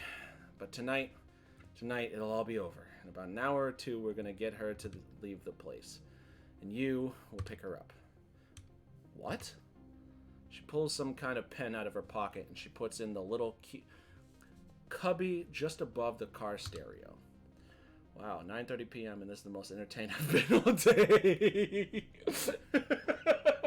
Dude, I was panicking, bro. Okay, so the options I had, right, was a guy who really doesn't believe that real life is real life, that we're all in a simulation, and, you know, anyone who's religious should just die, and we have to die to prove our existence.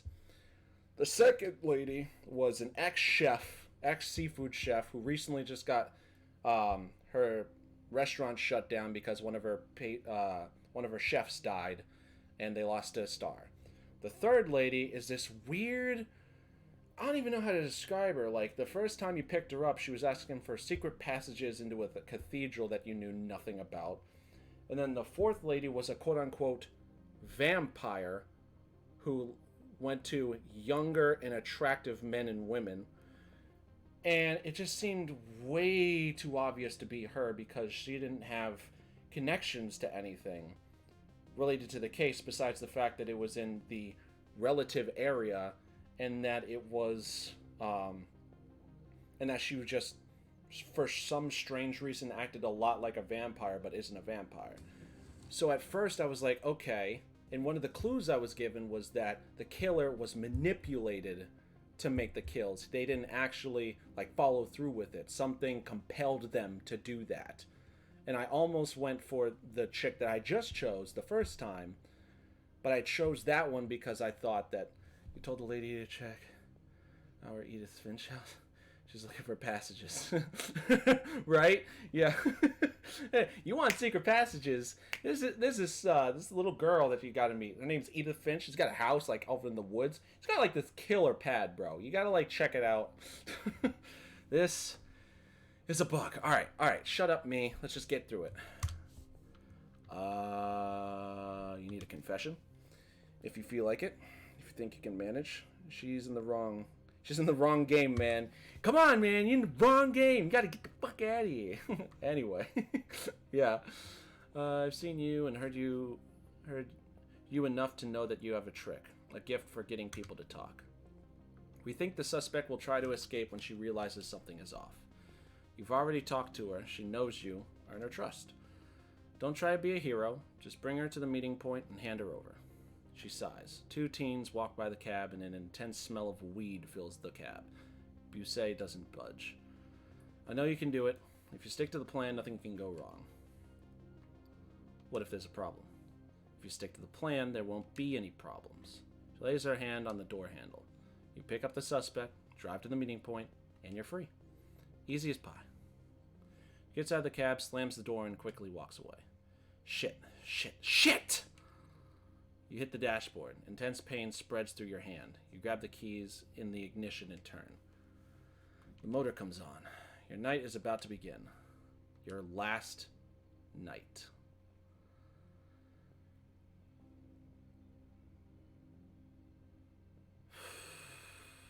Okay. So at some point tonight, she's going to show up on the screen. So I think for now, we're going to go to my favorite... Yeah, right? I'm going to go to my favorite driver so far, besides the ultra skaters. Xavier Tursev. Now, you missed it, Topaz. This guy is named the quote-unquote masked Joker. You pull up to the side next to the sidewalk in a calm, nondescript alleyway. No sign of your passenger. The cobblestones gleam calmingly underneath the street lamps. A cat jumps from one building to another. Two men are fighting in the shadows. You sit up abruptly. Something is shining in the darkness. One of those Japanese sabers just reflected off a street lamp. You put a hand on the door handle, ready to run. The saber falls to the ground, and the sound rings through the alley. One of the two men crumples. The other walks away towards your taxi with determination. At the very last minute, just as the door is about to open, you recognize the passenger from before. The one who thinks he's a superhero. Yeah, here he is. We could go. Same address as last time. He appears to be out of breath, but his voice is calm and poised. Whoa. You put your foot on the accelerator. Behind you in the rear view, you can see lights in several apartments flicker on. Apparently, the fight woke up some of the neighbors. He stops, out of breath. Are you hurt? Yeah, I'm okay. He tenses his muscles. His chest inflates. He catches his breath. In the space of a few seconds, his heartbeat has returned to normal. I'm sorry, but... Another deep breath. I think I shit my pants a little.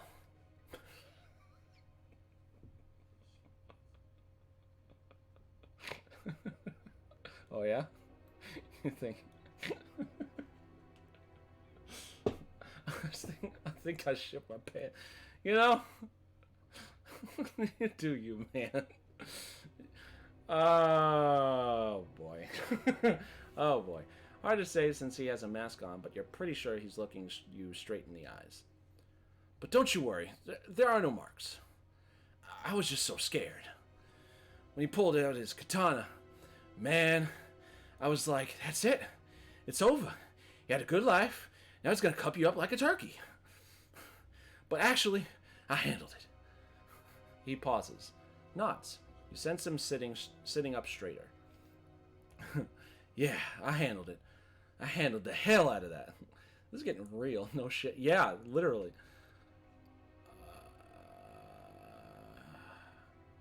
But what happened? I'm investigating a sort of an organization. Like mob types, you know? They're forcing kids to work in this squat. They're sorting through jewelry, wallets. Sometimes they're sending out to panhandle. Girls are sent to... you get the gist of it, right? But the police ain't doing nothing about it. Typical. You think? You nod. I don't know. I think there's something else to it. First off, the kids ain't French. The organization is tied to the Albanians and this not-so-nice German guy. They have ties with an extremely right-wing organization with connections to 2 police captains. I came to get photos. I want to alert the press. Outside, an ambulance crosses your path. No sirens, no lights. It almost looks like a moving van. And while I was going about my business, that guy jumped me with his katana. Scared me to death. He paused for a while. His body is radiating heat. Any hotter and he'd start to smoke. Are you okay? He takes a moment to respond. I'm okay, I swear. He clears his throat. What I'm about to say will probably sound pretty weird, okay? Another breath. This one is deep and long, almost moving. Since I've been chasing this organization down, I really feel like I'm doing something useful.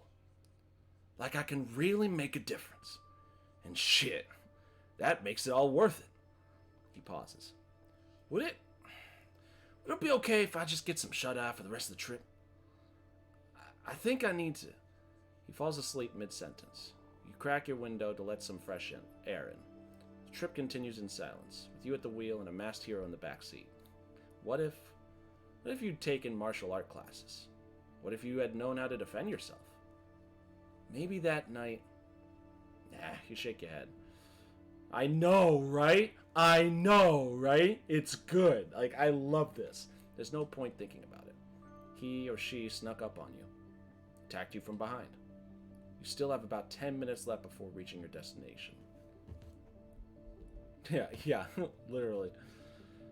Newly always has the same effect on you. One of surprise. You're surprised to be reminded of this town next to Paris. Calm, pointless, unremarkable, boring as hell.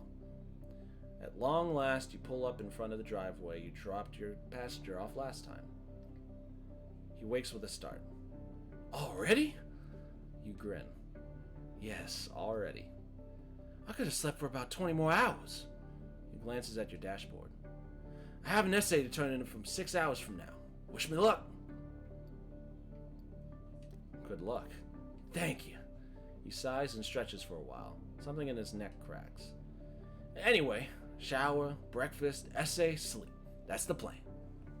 He pays for the fare and rushes into his building a few seconds later. You sit still, alone. Once the coast is clear, you check the back seat to make sure it's clean. It is. No trace of blood. You sigh in relief and drive off. $25. Or euros, sorry. Gotta be careful with that, euros. And there she is, everybody. There she is. Oh, shit. It's about to go down. Oh, shit. It's about to go down. Alright. Let's see if I was right. I could be wrong, but I'm pretty sure I'm right. Let's find out. I have to get to Bastille. It's an emergency. You park a few meters away from your next passenger. Your heart starts beating wildly. You glance at the bug hidden next to the gear shift. The back door opens, creaks a little, and slams. The young woman comes in. Good evening, sir. Her squeaky, high-pitched voice gives you the shivers. You start having doubts. This fiery slip of a girl, a killer? Yet, you think she is, and you have to be careful. Where to? Garnier Opera House, please. You nod and start driving. You feel a strange tingling sensation on the back of your neck. You glance at the rearview mirror. Your passenger is staring intensely at you. When she starts speaking, her voice is filled with resentment. It's odd when you think about it. That call in the middle of the night. A problem at the opera. Something so serious. Everyone on crew has to come. She looks outside. Her voice suddenly becomes more syrupy. I almost never see Paris this late at night. We prefer to work during the day, although for the scenery crew, it makes no difference whether it's day or night out. But there's a sense... She pauses briefly. She's listening to the voice. Yes. She smiles. More of a smirk, really. Mechanical. Fake. Your hands tighten around the steering wheel. Maybe that's the trick. Keep her talking for as long as possible so she doesn't realize you're not quite going to Bastille. We can sense where the sun is set. When something's not quite right. Oh, really? Yes. It's like electricity. Like dizziness. Like... Who? What? She suddenly moves in an odd, jerking manner. Her eyes bore into you. Bousset? You feel your chest, your breath catch in your throat. She watches you. Who are you? Who is Bousset? Something in the air shifts in the moment right before a knife appears in her hand. You've spent enough time investigating her to know it's the murder weapon. The scar on your thigh begins to burn. You start calculating the rest of the trip at lightning speed. You're not far off now. If you manage to keep the discussion going, you might just make it out alive. Answer me now. Who is Bousset?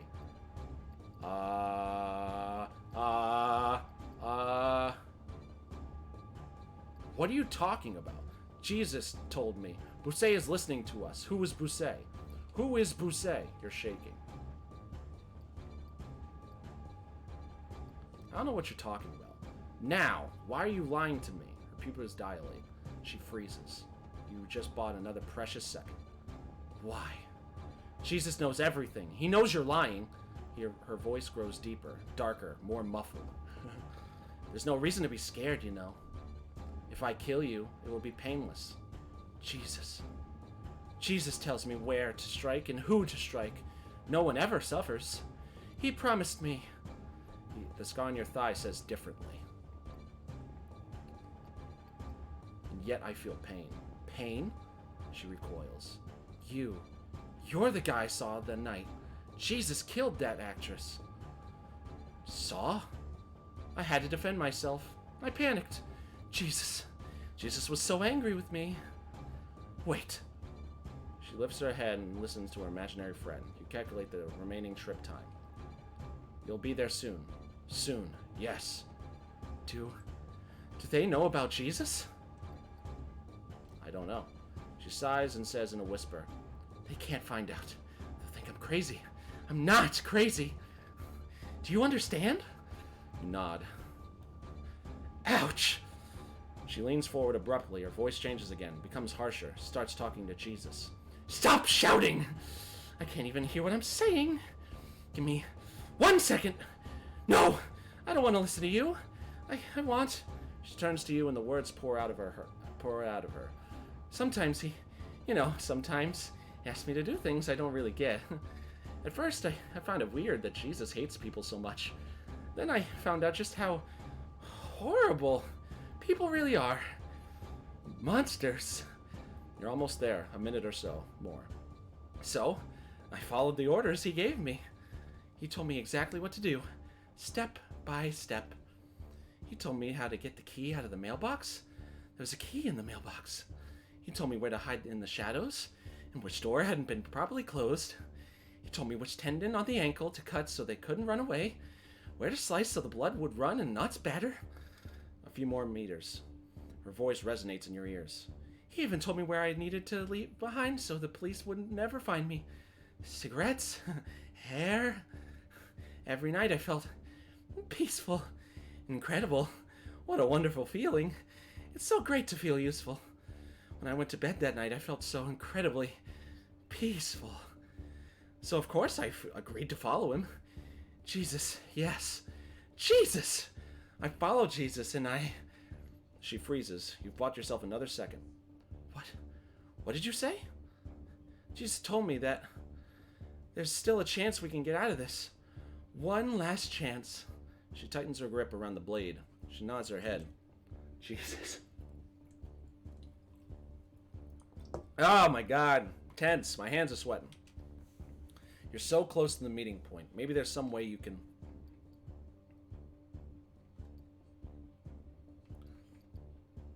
You know, I killed someone too. I don't feel like that's the right option. Wait. As if she didn't even hear you. Just stop. Yes, I understand. If he dies, I won't go to prison. You're right. Without so much as a glance at you, it's like she is elsewhere. She comes at you with the knife. Over and over, the blade goes in and out of your back. Icy metal, lukewarm blood, a sudden impression of levity, of the soul escaping. The taxi slows down. The young woman in the back starts speaking to you in a low voice. I never understood why people, when they look death in the eye, they're miraculously going to be okay. Taxi comes to a complete stop. Do you believe in God? You have trouble breathing. Answer me. Go fuck yourself. Yes. You should have prayed before. Not now. It's too late. Jesus says it's too late. The entire taxi flutters and stops. You can feel the knife under your skin. To be frank, it doesn't hurt anymore. Nothing hurts anymore. Did I lose? No! No! Are you fucking kidding me?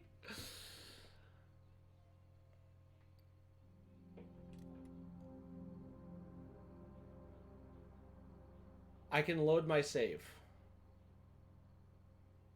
Should I try and go for the good ending, guys? I'm gonna go for the good ending. That wasn't the good ending.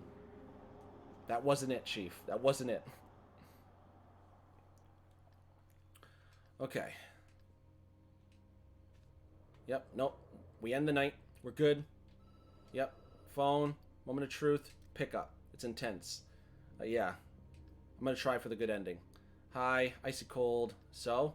Have you sigh? I've got a name for you. Perfect. I'm listening. I don't have to remind you. Can't get this wrong. Yep. Obviously, I'm thrilled. No pressure on you. So funny. Gilda. Confirm. Okay. Call you tonight. Try and get some sleep. Yeah, because the first time... So what happened, White, was that I chose the lady on the left, the Pierre lady, and when I told her, it was like, are you sure? There's not a lot of evidence that supports that. And I was like, oh, okay, that must not be the right choice. Shit. So I went with Gilda as like a last-ditch effort, and she was like, oh, wait, that sounds familiar. Yeah, that's her. Let's get her.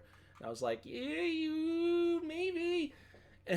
And then when she was like, okay, get in, I was so nervous that she was going to be like, so you done fucked up. And then as soon as it said, all right, DA says you're good, I freaked out. I was so happy. Get in. Yep. Yeah, she's a nutcase, dude. All right, but we're gonna do the same strategy as last time. You need a confession. Yeah, I think you can manage. Gift to talking to people. Earn her trust. Don't be a hero. I know you can do it. If you stick to the plan, nothing can go wrong. What if there's a problem? Stick to the plan. Should be no problems. Yeah, right? Shit. Dashboard, motor comes on, night's about to begin. Now I have to go to the bathroom too, and I just want to see this ending through to the end. Okay, where are you, bud? No, where are you? No! Where's my man? I want Masked Hero. No! God damn it. Alright, I guess we won't get that guy specifically. Alright, we'll just do a different one then. I haven't met this guy yet. Whoa, slow down. Your eyes sting. It's like someone lit a fire in the cab. Feel a chill run up your spine. You dare to glance behind you. He is the... hey, here's another thing you missed. Topaz, you ready for this? Ready for this? So, Butthead. Happy to see me again? He reveals a row of pearly whites. Too white. No worries, I won't be here long. Every once in a while, I picture us on the night Dad died. You remember?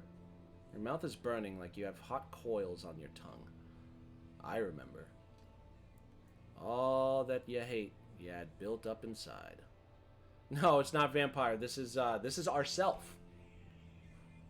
'Cause, you know, when you're driving late at night, it's very common to just, every once in a while, just peer behind you and just see a manifestation of yourself just talking to you, telling you that you need to get laid, telling you that you like girls who dress up as guys, you know, the usual stuff.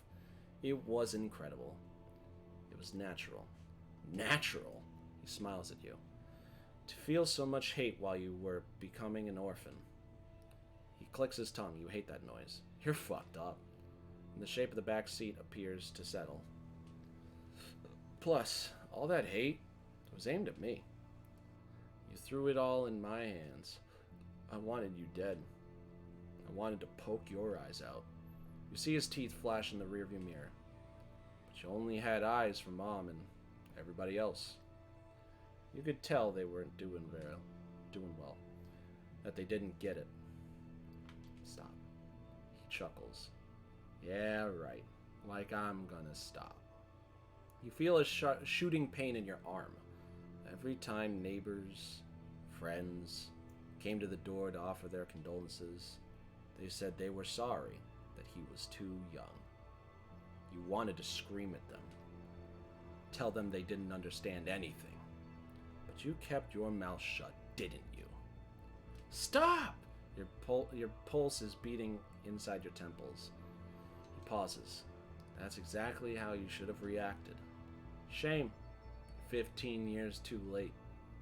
He is almost whispering now. You're always the weaker of us two. He remains silent for a moment. You see, our brother, he was the devil incarnate. But he was always practiced what he preached. If you were him, you'd already have stopped the killer with your balls alone. But no, you prefer to make a deal with the police. Every bastard in the city of Paris. A silence. Chilling. You're gonna die alone, man.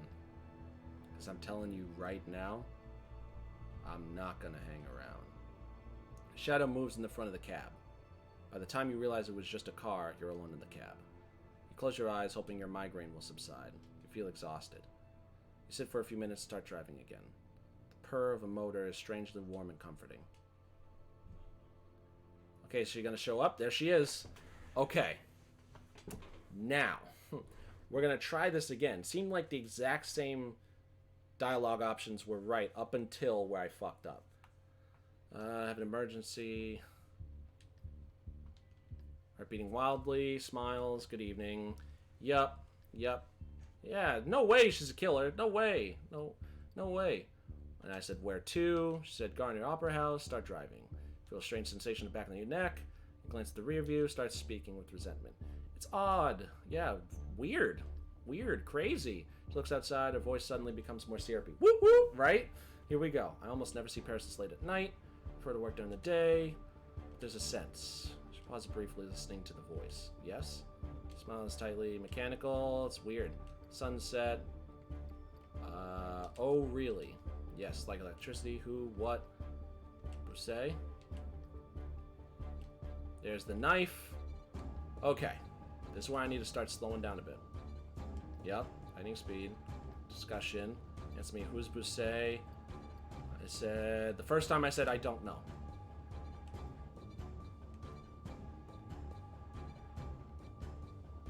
Why? Jesus told me everything. He knows you're lying.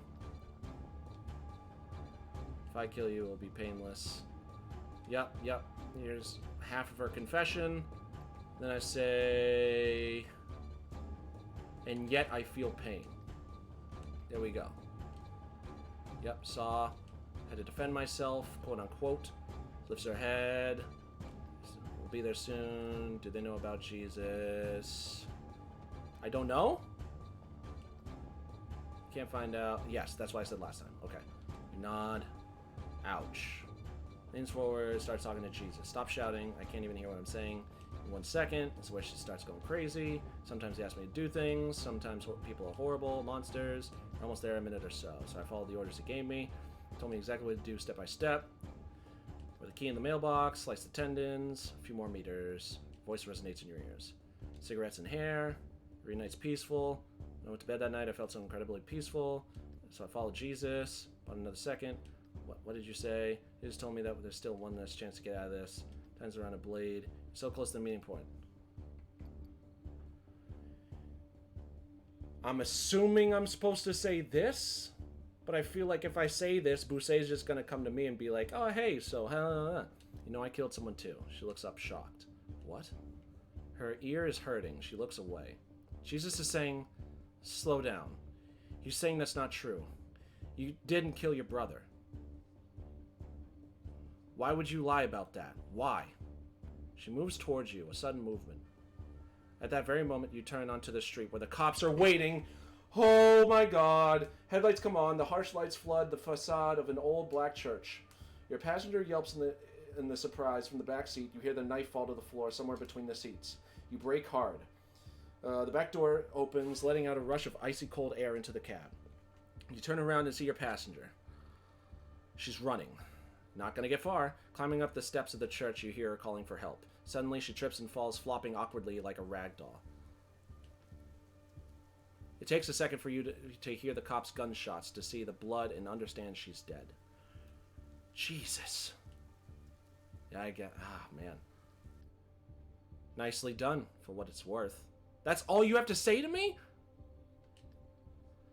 The sound of Bousset's voice kind of makes you want to grind your teeth. That chick was so far off our radar, we would have never suspected her. She's been in your taxi for several minutes now, but these are her first words. I'm not gonna lie. This ended up better than expected. Much, much better. You keep yourself from looking outside, towards the church. Good investigation work. Thank you! The cop tosses a smirk at you. You sound like a real asshole when you talk like that. You bite your lip. Listen, we have your statement. We have your number. We have the recording. I don't think we need you anymore. If you could just lay low for a few days, let things settle a bit. She waves her hand around and seems irritated. There's bound to be some nitwit on the squad who'll blabber about how you helped us. Journalists might want to ask you some questions. Not a word to anyone. You hear me? You feel her disapproving gaze on you. She knows you saw a cop take the knife out of your car. She knows you saw the same cop slid the knife into the killer's hand. She knows you saw the forensic team photograph the body after that happened, not before.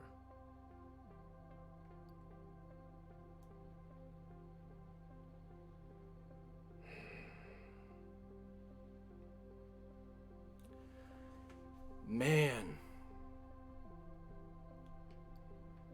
Yeah, but the problem is what's done's done, you know? Like, don't get me wrong. Sure, she could have probably gotten help, but she felt like she was so far gone. And she had a weapon. Like, she had a knife. If any of the cops tried to run up to her... Can I leave? Yeah, good idea. She sits there for a second, staring at you. I've got to tell you, even though you helped us, you're still in my crosshairs. You get my drift? She keeps going before you have time to respond. Not a word about any of this, to anyone. I know where to find you. You nod. A second later, Bousset is in the street, walking toward her colleagues with what seems like a skip in her step. Your head hurts, like something pounding on your temples, or someone. You start your cab up and leave the street. You see Gilda's body under a blanket. They're still photographing the scene. Flashes flood the steps. The church disappears quickly, as does the street in Paris.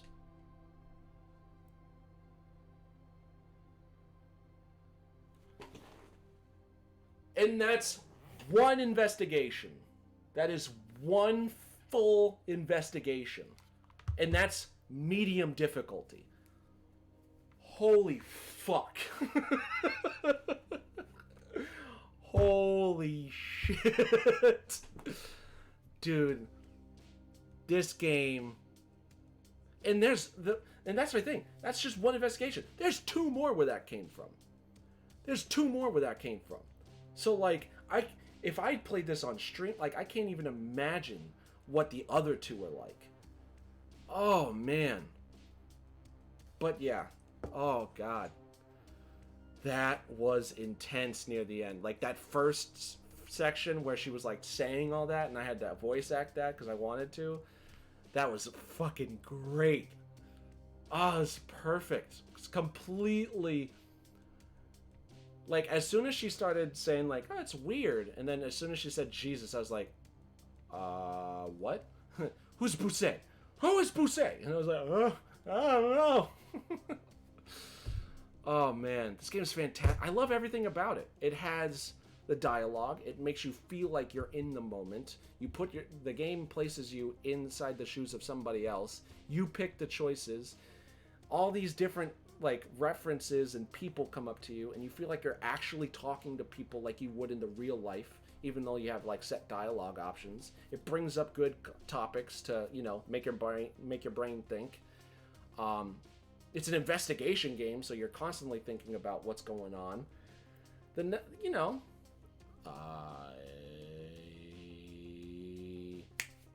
I took French and I still don't even know what that means. Oh man. The sun is about to come up. You drove all night long with your window open. You're so tired, your chest is tight, and your eyes are heavy, but you can't stop. Not now. You're going to run out of gas soon. The light went on about 20 kilometers back. You're somewhere in Normandy. Maybe you'll run into the cat that gave you a ride to one night. You smile and relax to the thought. I love game with story ending. Story options let me have different... Yeah, exactly. You pull over onto the shoulder and get out. There's almost no traffic. You step over to the guardrail as your eyes adjust to the colorful break of dawn. The sun will rise over the horizon. You get your phone out and dial a number. It doesn't ring. Direct to voicemail. A voice asks you to leave a message after the beep. Hey, I wanted to... You catch your breath. When Aide told me she'd held onto your phone just to hear the sound of your voice, I thought it was stupid. But now, the sun is slowly rising and its colors are flooding the landscape. Bare underbrush, a tiny village lost in the fog off in the distance, a hilltop sparkling with dew. The view seems alien to you. I wanted to thank you for giving me the opportunity to redeem myself. Thanks. The word disgusts you, but it's too late. Thanks to you, I did something important. I mean, I think. Who knows? Silence. Your head is spinning. You haven't spoken to your brother in years. Well, in a manner of speaking, you grin.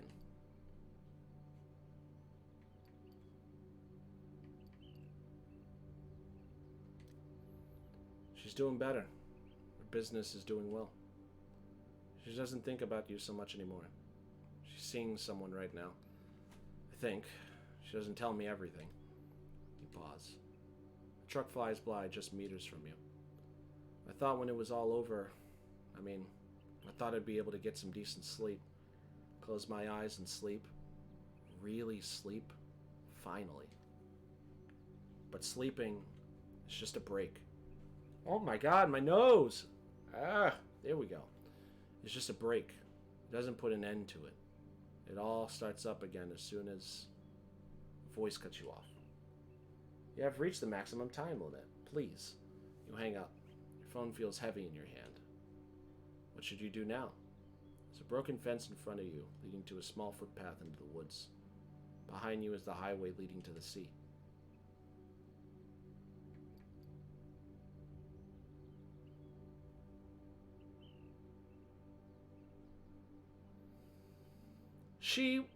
I think she was the only one who technically had a love affair with. Fuck it. You dial a number, thinking about your decision. She picks up almost immediately. Hello? You can hear the commotion of the market in the background. She seems surprised. How are you? Is this a good time? Yes, I'm in the Rungus market. I'd like to see you again. You hear a giggle on the other end of the line, or maybe you just imagined it. Noon. My place. Still have the address? Yes. Good. I'll see you then. You're about to hang up when she stops you. Wait. What? Do you like fish? You grin. Yeah. Good. She hangs up. You sigh and retrace your steps. On the other side of the guardrail, you find your overheated cab. The next gas station can't be much farther. You slowly turn the key in the ignition. There's got to be something for you. Out there.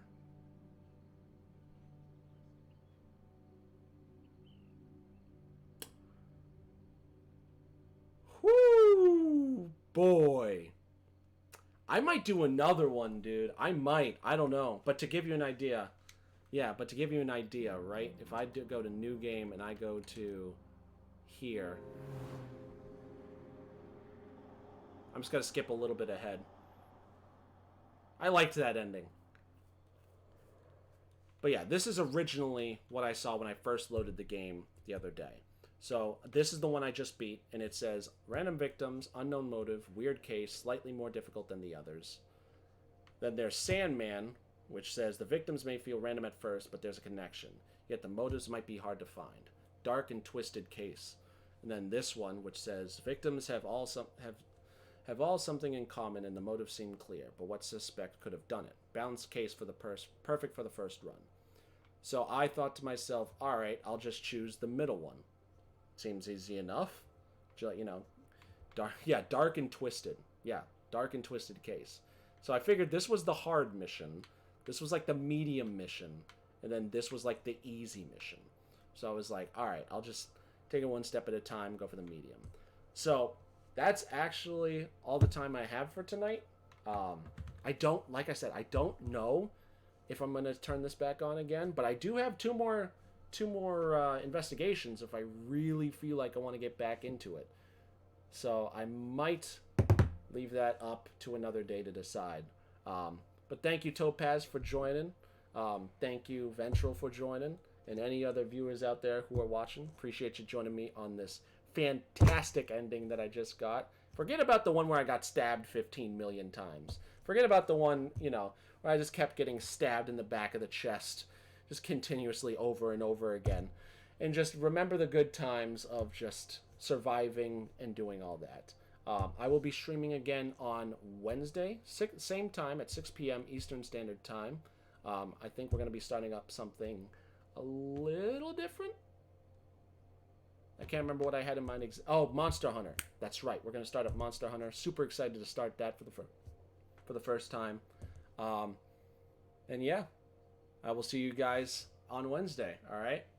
Thank you all so much once again. If you're watching now, if you're watching later, and this is Blazing D signing out, you guys.